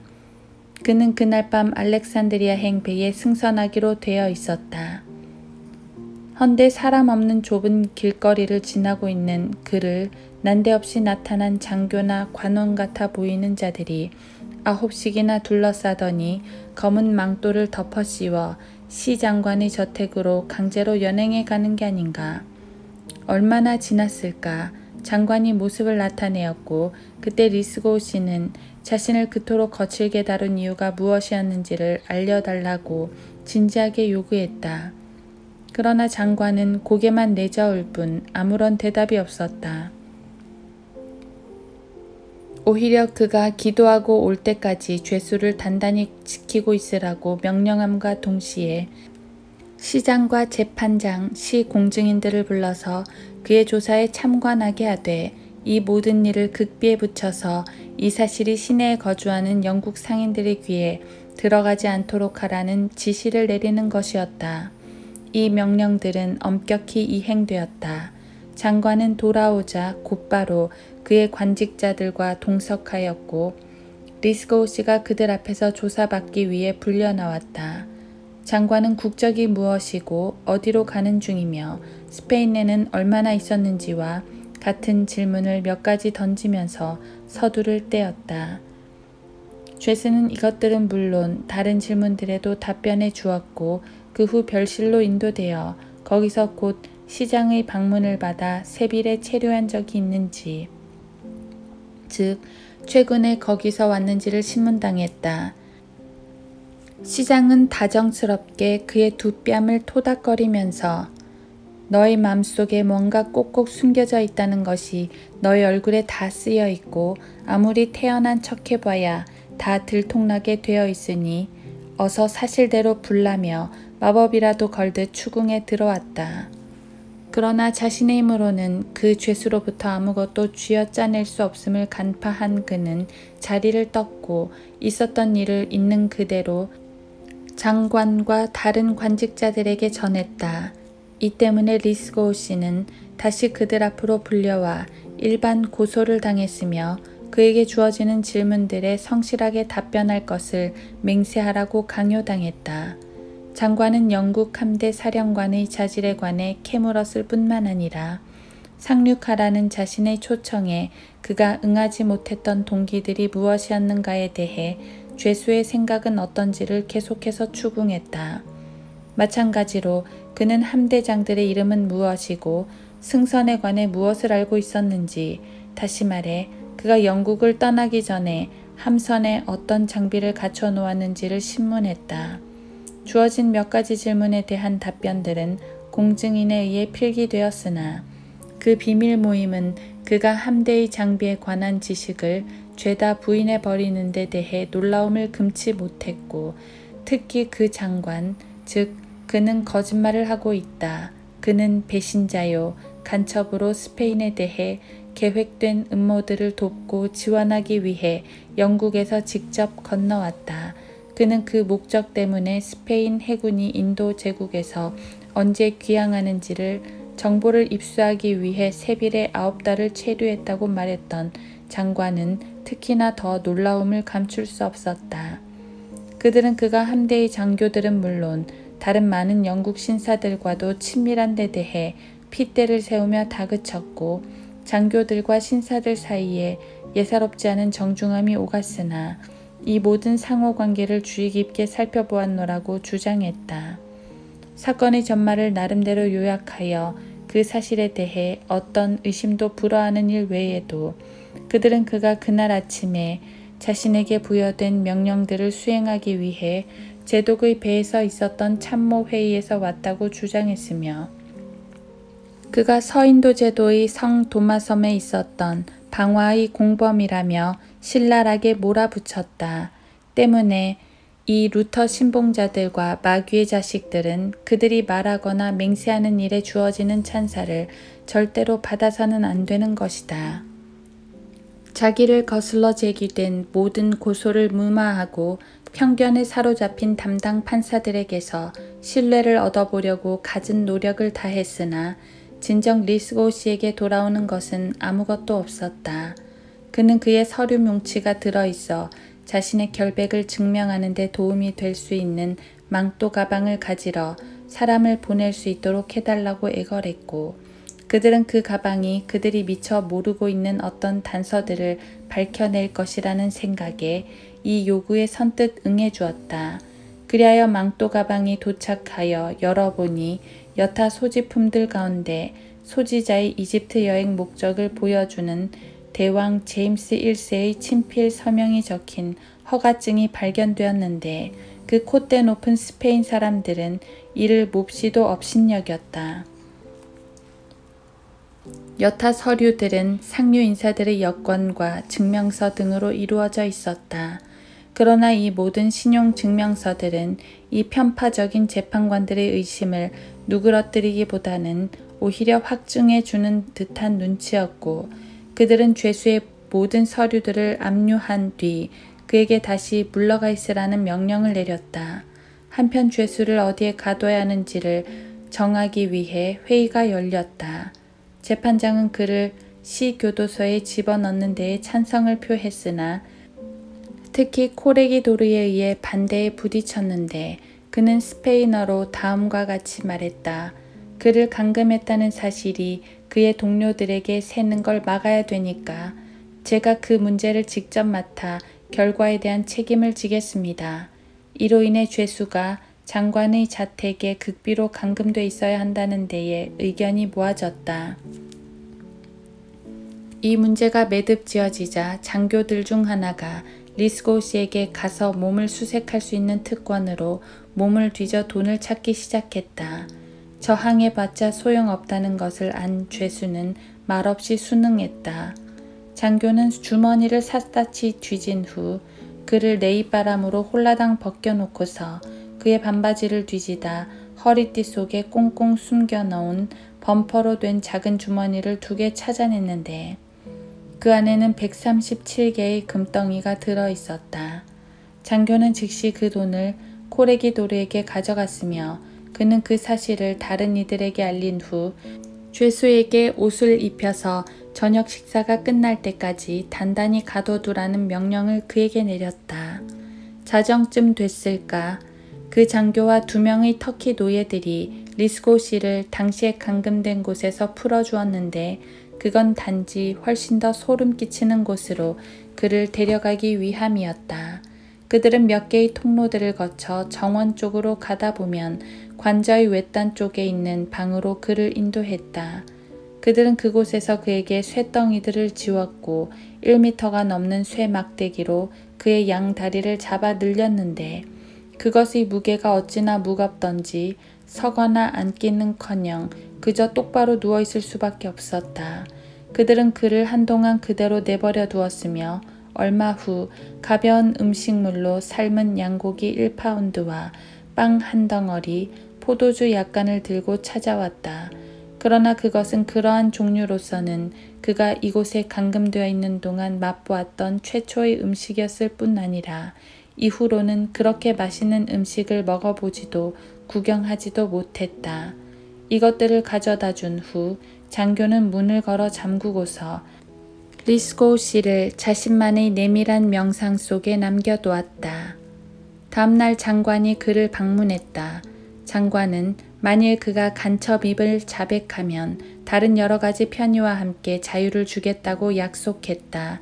그러나 그가 자신의 완전 무죄를 한사코 주장하고 나오자 장관은 화를 벌컥 내며 더 심한 고문들로 그가 자백하게 될 때까지 더 이상 그를 보지 않겠다는 엄포를 놓았고 담당 간수에게는 어떤 사람에게도 그와 면회하거나 이야기 나누는 것을 허락하지 말고 지급 식량도 이틀에 한 번씩 주되 곰팡이 핀 빵 100g과 물 0.5리터를 넘기지 말 것이며 또 그에게는 침대, 베개, 이불 그 어떤 것도 갖다 주지 말라는 지시를 내리고서 그를 떠나버렸다. 그가 말하길 석회로 버무린 돌로 그의 방 창문을 막고 거적 2장으로 문구멍들을 모조리 틀어막아서 그로 하여금 안락 비슷한 그 어떤 것도 맛보지 못하게 하라.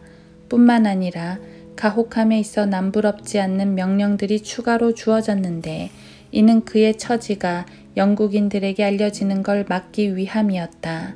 불쌍한 리스고우는 사람이라곤 그림자도 보지 못한 채 몇 날 며칠을 이 비참하고 울적한 상태로 갇혀 지냈으며 바로 이 시기에 장관이 죄수에 관해 띄웠던 편지에 대한 답장이 마드리드에서 날아들었다. 주어진 지시들에 따라 장관은 고안된 잔인한 행위들을 실행에 옮기기 시작했으며 크리스마스 휴일이 다가오고 또 그때가 되면 그가 수감된 지도 벌써 47일째가 되는지라 그 일에 박차를 가했다. 새벽 2시쯤 그의 귓가에 덜거덕거리며 거리를 내닫는 마차 소리가 들렸고 얼마 후 철커덩하며 감옥문들이 열어 젖혀졌다. 그는 연 이틀 동안 눈 한 번 붙이지 못했다. 굶주림과 욱신거리는 고통 그리고 울적한 생각들로 인해 조금도 맘 편히 쉴 수 없었던 것이다. 감옥문들이 열리자 곧이어 처음에 그를 체포했던 9 장관들이 그가 누워있는 곳으로 들어와 쇳덩이를 쥐고 있는 그를 한마디 말도 없이 집 밖 길거리로 데리고 나갔다. 거기엔 마차가 기다리고 있었고 그들은 앉을 수 없는 그를 한쪽 바닥에다 눕혀놓았다. 장교 둘이 그와 함께 타고 나머지는 마차 옆을 걸어갔다. 그러나 모두 약속이라도 한 듯 심원하기 짝 없는 침묵을 지키고 있었다. 그들은 시에서 약 5km 떨어진 포도 압착 공장으로 그를 몰고 갔는데 그곳엔 이미 그들이 몰래 갖다 놓은 고문대가 놓여 있었다. 그들은 바로 이곳에 그날 밤 그를 가둬두었다. 다음 날 아침 먼동이 트자 장관과 재판장이 도착했고 리스고우는 또 다른 조사를 받기 위해 그들에게로 끌려왔다. 죄수는 통역관을 필요로 했고 이는 그 나라에도 법적으로 이방인들에게 보장된 것이었건만 그들은 이것을 거절했으며 사법당국의 상급 법원인 마드리드에 상소하는 것도 허가하려 하지 않았다. 아침부터 밤까지 질질 끄는 기나긴 조사를 벌여봐도 그의 모든 답변들이 전에 진술했던 것과 하나부터 10까지 어찌나 정확히 일치하던지 그들은 그가 조금도 얼버무리지 않는 걸 보니 그것들을 통째로 외운 게 틀림없다고 자신있게 주장했다. 그러나 그들은 여기서 포기하지 않고 모든 것을 샅샅이 밝혀내기 위해 즉 결코 범한 적이 없는 죄를 저질렀다고 자백토록 하기 위해 다시금 그에게 압력을 가했으며 장관은 다음과 같이 거들었다.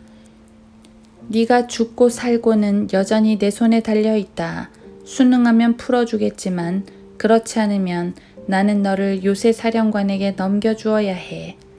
그러나 리스고우 씨가 여전히 자신의 결백을 고집하자 장관은 공증인을 시켜서 그를 재판장에게 넘겨 고문받게 하는 영장을 작성토록 했다.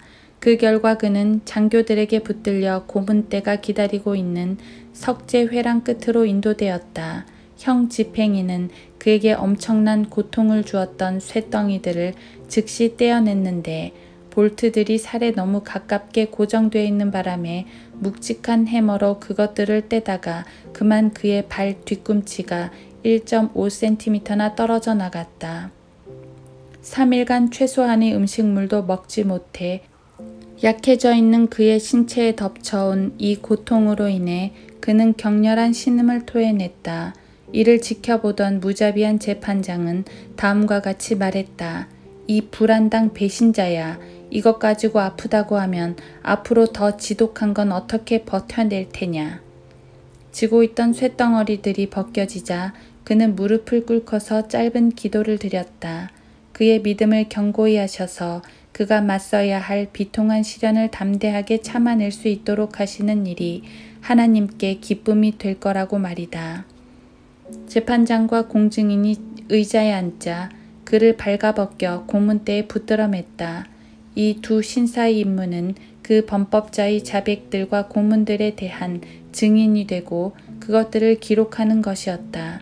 그에게 가해진 여러 다양한 고문들을 일일이 묘사한다는 것은 불가능한 일인지라 그가 5시간 동안 고문대 위에 누워 있으면서 본질이 악랄하기 짝없는 서로 다른 60개의 고문들을 받았으며 그들이 만약 그 짓을 몇 분만 더 오래 했더라면 그가 죽음을 피할 수 없었을 것이라고만 말해두기로 한다. 이 잔악한 박해자들은 당장은 자신들의 일에 만족했는지 죄수를 고문대에서 일으켰다. 그는 어떤 자비나 동정의 원칙이라기보다는 단지 그가 죽는 걸 막아서 아직까지 맛보지 못한 형벌들을 위해 그의 몸을 아껴두려고 주어진 따스한 포도주를 찔끔 받아 마신 후 자신의 쇳덩어리들을 다시 지고서 이전의 지하 감옥으로 끌려갔다. 이를 뒷받침이라도 하듯 매일 새벽 날이 밝기 전에 마차 한 대가 감옥 옆을 지나게 하라는 명령이 떨어졌다. 그것이 덜그럭거리는 소리가 그 불행한 죄수에게 새로운 공포와 불안감을 조성하여 그가 얻을 수 있는 최소한의 휴직마저도 싸그리 박탈하려는 의도가 깔려 있었던 것이다. 그는 이렇듯 등골이 오싹한 상태로 계속 머물러 있었고 그나마 그의 비참한 존재를 죽지 않고 살도록 해주는 그 흔한 필수 영양소가 부족하여 거의 아사지경에까지 놓이게 되었는데 크리스마스가 다가오자 장관의 아내의 몸종인 메리앤으로부터 구제를 받게 되었다. 그를 면회해도 좋다는 허락을 받아낸 이 여인은 꿀과 설탕, 건포도, 기타 음식물들이 곁들여진 약간의 다과를 준비해 왔는데 그의 몰골을 보고 있자니 너무도 가슴이 아려서 비통한 울음을 터뜨리고 말았고 또 떠날 때에는 이 정도밖에 도와주지 못해 미안하다는 가슴 저 밑바닥에서 우러나오는 따스한 말을 건네주었다. 바로 이 혐오스러운 감옥에서 불쌍한 리스고우 씨는 해충들이 그를 거의 삼켜버릴 때까지 갇혀 있었다. 그것들은 그의 수염과 입술, 눈썹 등지를 이리저리 기어다니는지라 눈을 좀처럼 뜰 수 없었고 고문당한 그의 몸뚱아리가 차마 뜬 눈으론 볼 수 없을 정도로 망가져버려 스스로를 방어하기 위해 손발을 전혀 사용할 수 없었기 때문에 고행 아닌 고행의 강도는 갈수록 더해만 갔다. 너무도 잔인한 장관은 겨우 8일에 2번 그에게서 해충을 털어내려는 명령을 내렸다. 그러나 그는 그가 받는 형벌의 이 부분을 조금이나마 완화시킬 수 있었는데 그건 옆에서 자신을 돌봐주는 터키인 노예가 보여준 인정 때문이었다. 그는 아무도 보는 이가 없을 때 해충들을 죽였고 자신이 손에 넣을 수 있는 모든 음식을 그에게 갖다 주었던 것이다. 이 노예를 통해 리스고우 씨는 자신이 석방될 수 있다는 일말의 희망이 담긴 정보를 마침내 입수했지만 알고 보니 그와는 반대로 새롭게 가해진 고문들로 생을 마쳐야만 할 것 같았다.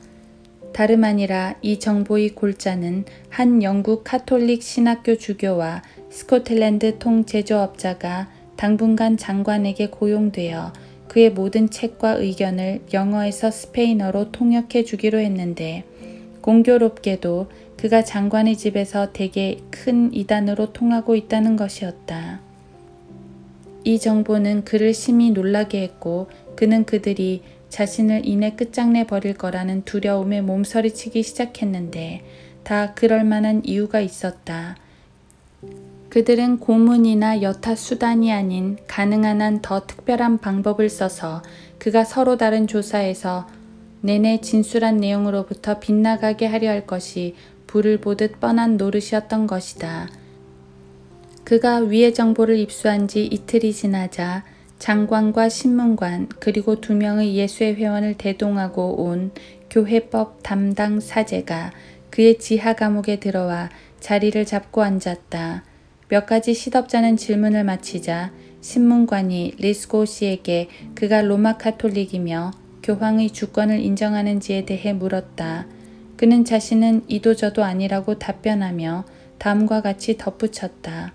영국과 스페인 사이에 체결된 평화협정에 보면 거기엔 어떠한 영국민도 종교재판소의 영향하에 있지 않으며 신앙이 다르다는 이유로 그들에 의해 위해를 당하는 일이 여하한 방식으로도 있어서는 안 된다는 것 등이 분명히 규정되어 있는데도 불구하고 자신이 그런 질문을 받는다는 사실에 놀라움을 금치 못하겠노라고 말이다. 혼의 비통함을 참지 못한 그는 그의 현 처지에 어울리지 않게 불쾌함을 주는 몇 마디 말을 던졌다. 거짓 반역죄로 나를 거진 죽여놓더니 이제 와서는 내 신앙 때문에 나를 순교자로 만들려고 하는구나. 그는 또한 장관이 영국 국왕에게 보여준 되먹지 않은 보답에 대해 충고했다.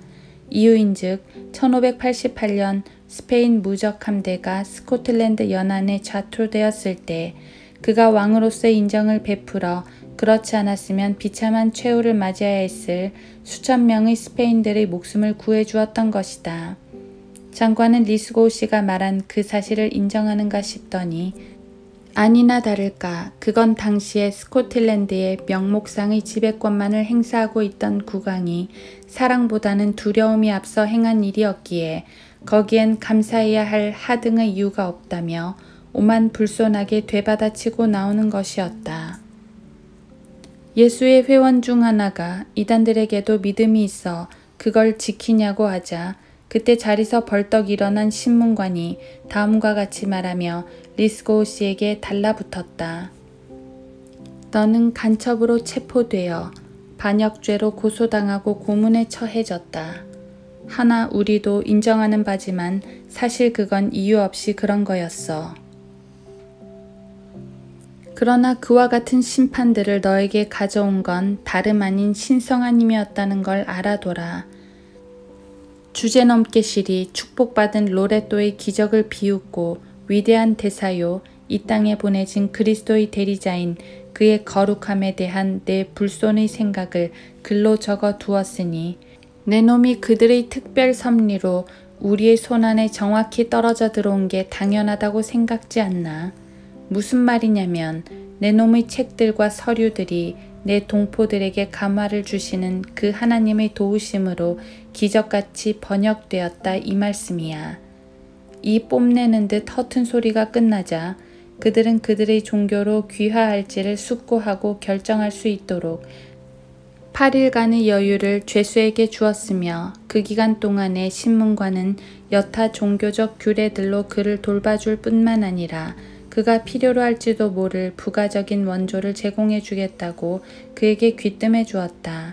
예수의 회원들 중 하나가 다음과 같이 짓거렸다.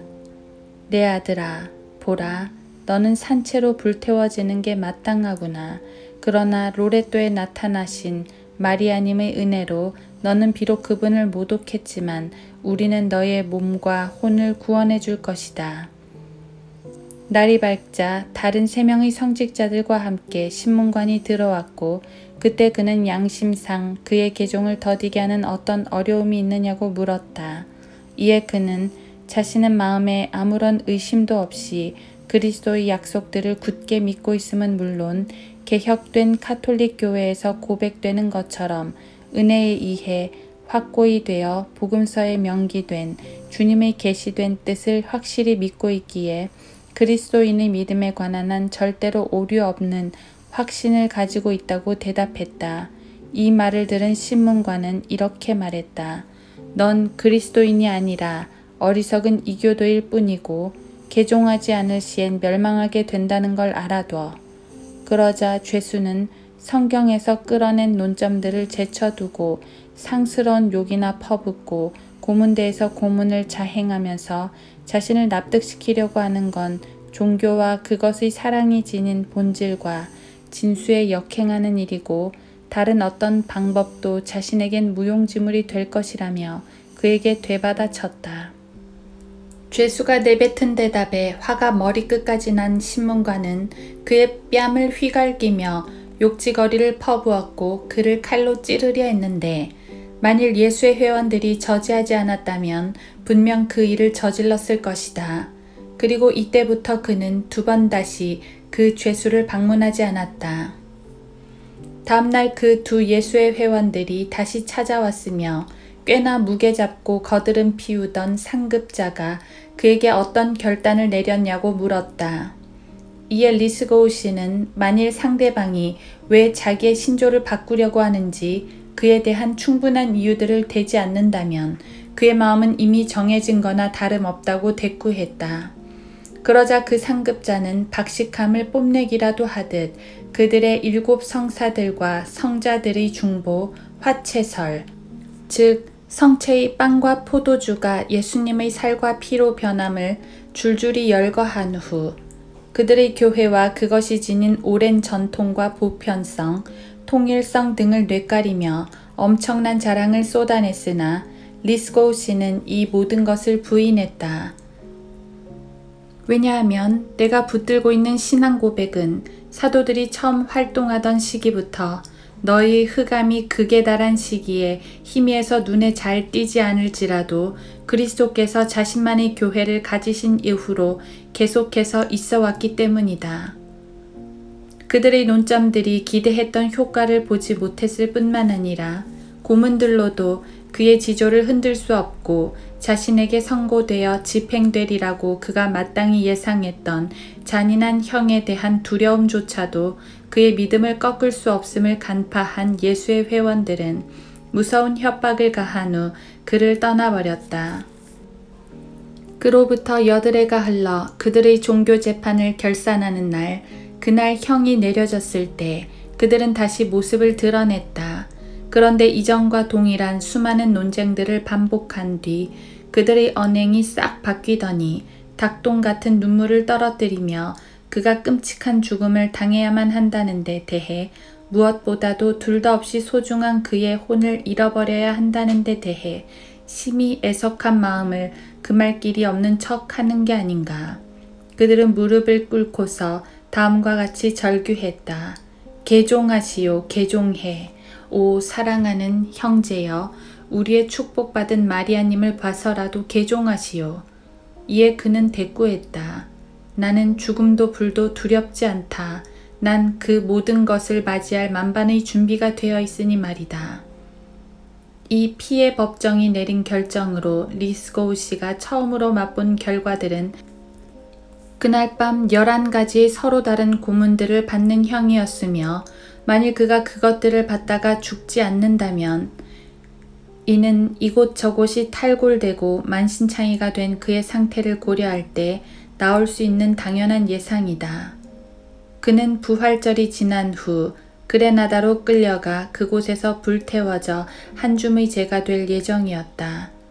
그날 밤 이 판결의 첫 형벌들이 아주 야만스럽게 진행되었고 하나님께서는 그가 진리에 대해 확고한 자세를 취하고 그에게 가해진 가공할 형벌들을 잘 이겨낼 수 있도록 그의 몸과 마음에 힘을 주시는 일을 기쁜 마음으로 이루셨다. 불쌍한 죄수에게 가한 비할 데 없는 잔인한 만행으로 당장은 피에 굶주린 배를 흡족해 채운 이 짐승 같은 작자들은 그에게 다시 쇳덩어리들을 지워서 이전의 지하 감옥으로 데려갔다. 다음 날 아침 그는 이전에 언급했던 터키 노예의 보살핌으로 약간의 위안을 얻었는데 그가 웃돌이 소매에 몰래 감춰온 건포도와 무화과 열매 몇 개를 있는 힘을 다해 자신의 혀로 핥아 먹었던 것이다. 리스고우 씨는 자신이 그런 비참한 상황에서도 그렇게 오랫동안 살아남을 수 있었던 건 바로 이 노예 덕분이었다고 했다. 그는 매주 2번씩 그에게 이 열매들을 가져다 줄 수단을 알아냈던 것이다.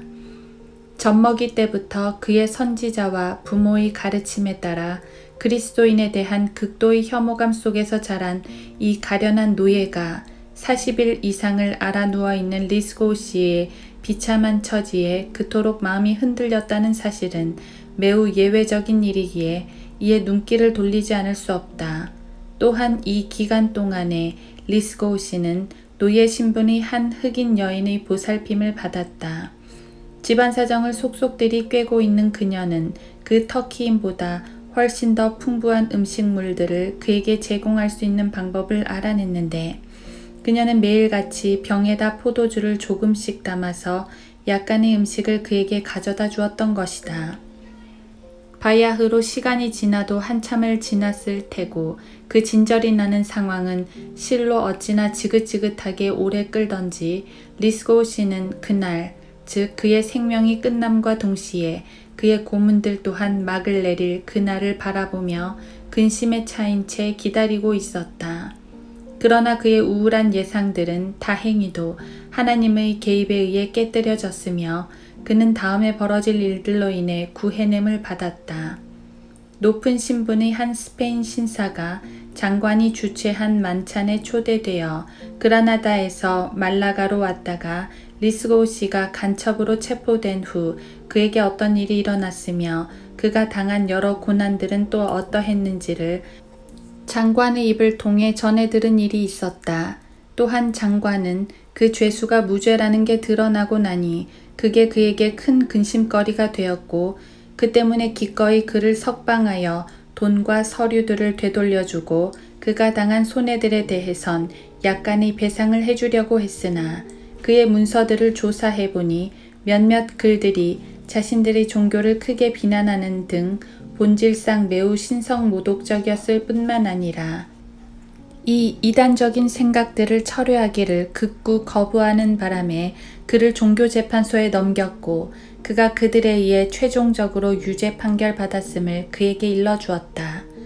장관이 이 비극적인 이야기를 말하는 동안 탁자에서 시중을 들고 있던 프랑드르 출신의 한 청년은 입에 오르내리는 그 낯선 사람의 고난들로 인해 경악과 연민에 사로잡혔다.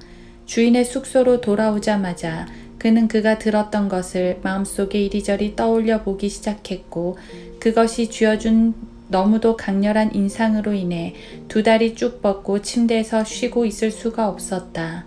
그런데 깜빡 졸다 그만 바로 그 사람이 고문대에 누워있고 또 불길 속에서 타오르는 것을 꿈결에 보게 되었다. 그는 이러한 불안에 휩싸여 뜬 눈으로 밤을 지냈고 날이 새자 누구에게도 자신의 의중을 드러내지 않은 채 그대로 시내로 들어가 영국인 중매상을 물어 찾았다. 그는 와일드 씨에게로 인도되어 전날 저녁 주인과 장관 사이에 오갔던 그 모든 이야기를 들은 그대로 전했지만 리스고우 씨의 이름은 말해주지 못했다. 그러나 와일드 씨는 그가 여행자의 신분이며 자신과도 약간의 안면이 있다는 그 종의 말을 듣고 그게 바로 리스고우 씨라는 걸 떠올렸다. 플랑드르의 종이 떠나자 와일드 씨는 사람을 시켜 다른 영국 중매상들을 불러왔고 그들에게 그들의 불행한 동포에 관한 일을 낱낱이 일러주었다. 간단한 회의 끝에 당시 스페인 국왕을 아련하고 마드리드에 체류하고 있던 영국 대사 윌터 에스턴 경에게 사건의 경위를 속달로 보내야 한다는 데 의견이 모아졌다. 이것은 그대로 행동에 옮겨졌고 스페인 국왕과 의회에 진정서를 제출한 대사는 리스고우 씨를 석방하여 그 영국 중매인에게 인도하라는 명령을 받아냈다. 이 명령은 말라가의 장관에게로 떨어졌으며 종교재판소 전 임원들에게 심한 불쾌감과 놀라움을 일으키며 받아들여졌다. 리스고우 씨는 부활절 주일 전날 밤에 감금에서 풀려났다. 그때 그는 지금까지 자신을 돌봐준 그 노예의 등에 업혀 지하 감옥에서 빠져나와 보스비치 씨의 집으로 향했고 거기서 필요한 모든 조치를 받았다. 이때 도로에는 리스고우 씨가 겪은 지난 고난들과 현 상황을 전해 듣고서 다음날 적절한 수비대를 이끌고 상륙하여 상인들로부터 그를 인계받은 리차드 호킨스 경 휘하의 영국 해군 소함대원들이 깔려있어 여간 다행스러운 일이 아니었다. 그는 즉시 모포에 쌓인 채 수송되어 벵가드호에 승선했다가 사흘 후 장군 로버트 만셀경에 의해 또 다른 배로 옮겨져 그의 명령에 의해 적당한 보살핌을 받았다.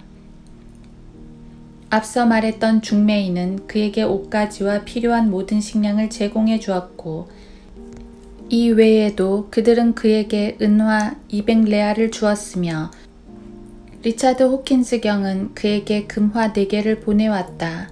그가 스페인 연안을 떠나기에 앞서 리차드 호킨스 경은 그의 서류들과 돈, 책들을 송달해 줄 것을 요구했으나 그 점에 있어 여하한 만족스러운 답변도 얻지 못했다.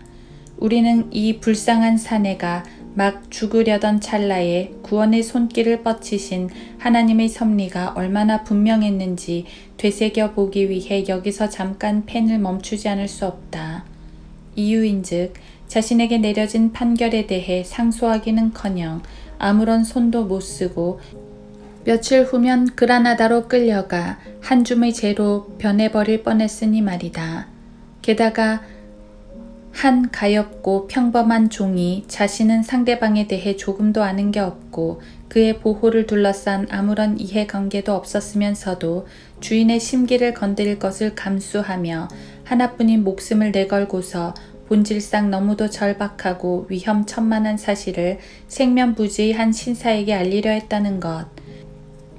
그것도 그가 비밀을 지키느냐 않느냐에 자신의 존립이 달려있는 사람에게 알리려고 했다는 것 또한 하나님의 위대한 섭리가 아니었던가. 하나님께서는 진정 그와 같은 기대치 못했던 방법으로 덕망 있고 억압받는 이들을 위해 자주 간섭하고 계시며 이번 일은 이에 대한 가장 눈에 띄는 본보기가 되고 있는 것이다. 항구에서의 열 이틀 동안의 정박을 마치고 그 배는 닻을 올렸고 약 2달 남짓 되는 항해 끝에 뎁트포드에 무사히 도착했다. 다음 날 아침 리스고우 씨는 깃털 침대에 실려 하트포드셔의 데오볼즈로 실려갔는데 당시 그곳에는 왕과 왕실의 가족들이 살고 있었다. 국왕은 그날따라 사냥에 몰두하고 있었으나 그가 저녁에 돌아오자 리스고우 씨는 그를 배하라고 자신의 고난과 다행스런 구조에 관한 모든 것을 상세히 이야기해 주었다. 그 이야기에 대단히 감명을 받은 국왕은 그에게 극도의 관심을 표명했고 왕으로서의 관대함을 보이며 그를 벳으로 보내 그가 필요하는 것을 알맞게 공급해 주라는 명령을 내렸다. 하나님께서 관장하신 이 방법들을 통해 얼마 후 리스고우 씨는 비참하기 짝이 없던 참상에서 원래의 모습을 되찾아가며 왕성한 건강과 강인한 체력을 회복했다. 그러나 그는 왼팔을 움직일 수 없었고 몇몇 작은 뼈들은 바스러지고 부러져 이후로 영영 쓸모없게 되었다. 갖은 노력을 다 기울였건만 리스고우 씨는 왕과 나라의 성직자들이 그의 편에 서서 관심을 가졌음에도 불구하고 그의 돈이나 재산을 단 한 푼도 돌려받지 못했다. 스페인 대사 곤다모레가 실제 약속하기는 그의 재산을 고스란히 돌려줌은 물론 그가 당했던 고문들에 대한 약간의 보상으로 말라가 장관의 주머니를 털어 영국 돈 1000파운드를 더해주겠다고 했지만 이 약속은 말 그대로 약속일 뿐이었다. 그 교활한 스페인 사람은 겉으로는 왕의 이름을 걸고 그것들을 잘 이행하겠다고 했으면서도 그것을 교묘히 피해갈 수 있는 방법을 찾아냈는데 그는 그때 당시 영국이 유럽 내에 있는 대부분의 왕들과 국가들에 의해 비굴한 복종을 강요당하며 몸살을 앓고 있는 것을 틈타 그 평화로운 통치 기간 동안 영국 의회 내에 스며있는 무척이나 강력한 자신의 영향력을 10분 발휘했던 것이다. 갈릴레오 이야기. 당시의 가장 뛰어난 과학자들과 철학자들은 이 잔인한 압제가 불아리는 경계의 눈초리를 애써 피하려 하지 않았다. 천문학과 수학 분야에서 시대의 선두를 달리던 갈릴레오는 천체의 움직임에 관한 열쇠를 푸는 데 있어 망원경을 성공적으로 사용했던 첫 번째 인물이었으며 그는 태양이야말로 지구와 다양한 행성들의 회전 운동의 중심이라는 사실을 발견했다. 그러나 이 위대한 발견으로 말미암아 그는 종교 재판정에 서게 되었고 한동안 죽임을 당할 수도 있는 커다란 위험에 직면하였다. 갈릴레오의 저작들을 장기간에 걸쳐 신랄하게 재검토한 결과 그 가운데 아주 중요한 발견들이 상당 부분 오류로서 정죄되었고 신문관들의 고소는 다음과 같이 계속되었다. 당신 갈릴레오는 당신이 기록하고 고백해온 것들로 인해 이 성스러운 종교 재판소에서 스스로를 이단이라는 강력한 의심 속으로 빠뜨렸소. 다시 말해 하늘에 주신 신성한 성경에 위배되는 그릇된 교리, 즉 태양이 지구 궤도의 중심에 있어 동에서 서로 움직이지 않는다는 둥, 움직이는 것은 지구이고 그것은 세상의 중심이 아니라는 그따위 교리를 믿고 진리로 붙들므로써 말이외다. 자신의 목숨을 건지기 위해 갈릴레오는 지구가 태양 주위를 돈다는 그의 생각이 잘못되었음을 인정하고서 앞으로 본인은 더 이상 동일한 의심을 일으킬 그 어떤 것도 말하거나 글로 주장하지 않을 것입니다. 라고 맹세했다. 그러나 이 강제 선서를 마치자마자 그는 가까이 서 있던 한 친구에게 그래도 지구는 돈다 라고 속삭였다고 한다. 종교재판 요약. 전 세계적으로 종교재판에 의해 죽임을 당한 수많은 사람들에 관해 믿을 만한 기록들을 발견할 수 없는 것이 현 실정이다. 그러나 로마 카톨릭이 권력을 쥐고 있는 곳은 그 어디서나 그 법정도 함께 서 있었다. 그것은 심지어 동유럽 지방까지 그 마술을 뻗쳤고 고아의 포르투갈 종교재판소는 이 수년이 다 지나가기도 전에 수많은 고통들로 신물이 날 지경이었다.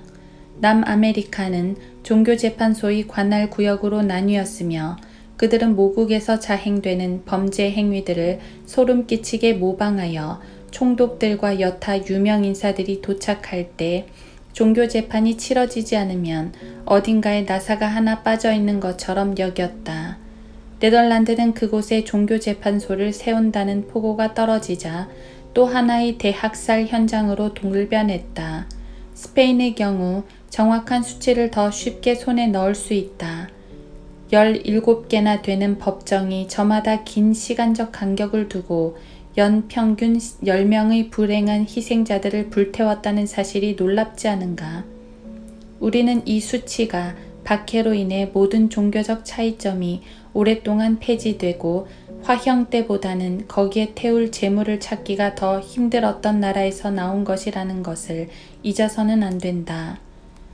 그러나 모든 이단을 이삭 줍듯 주워 모은 스페인이라 하지만 종교재판소가 그것의 살인 명부를 여전히 32,000명까지 늘릴 수 있었다는 사실은 참으로 기막힌 노릇이 아닐 수 없다.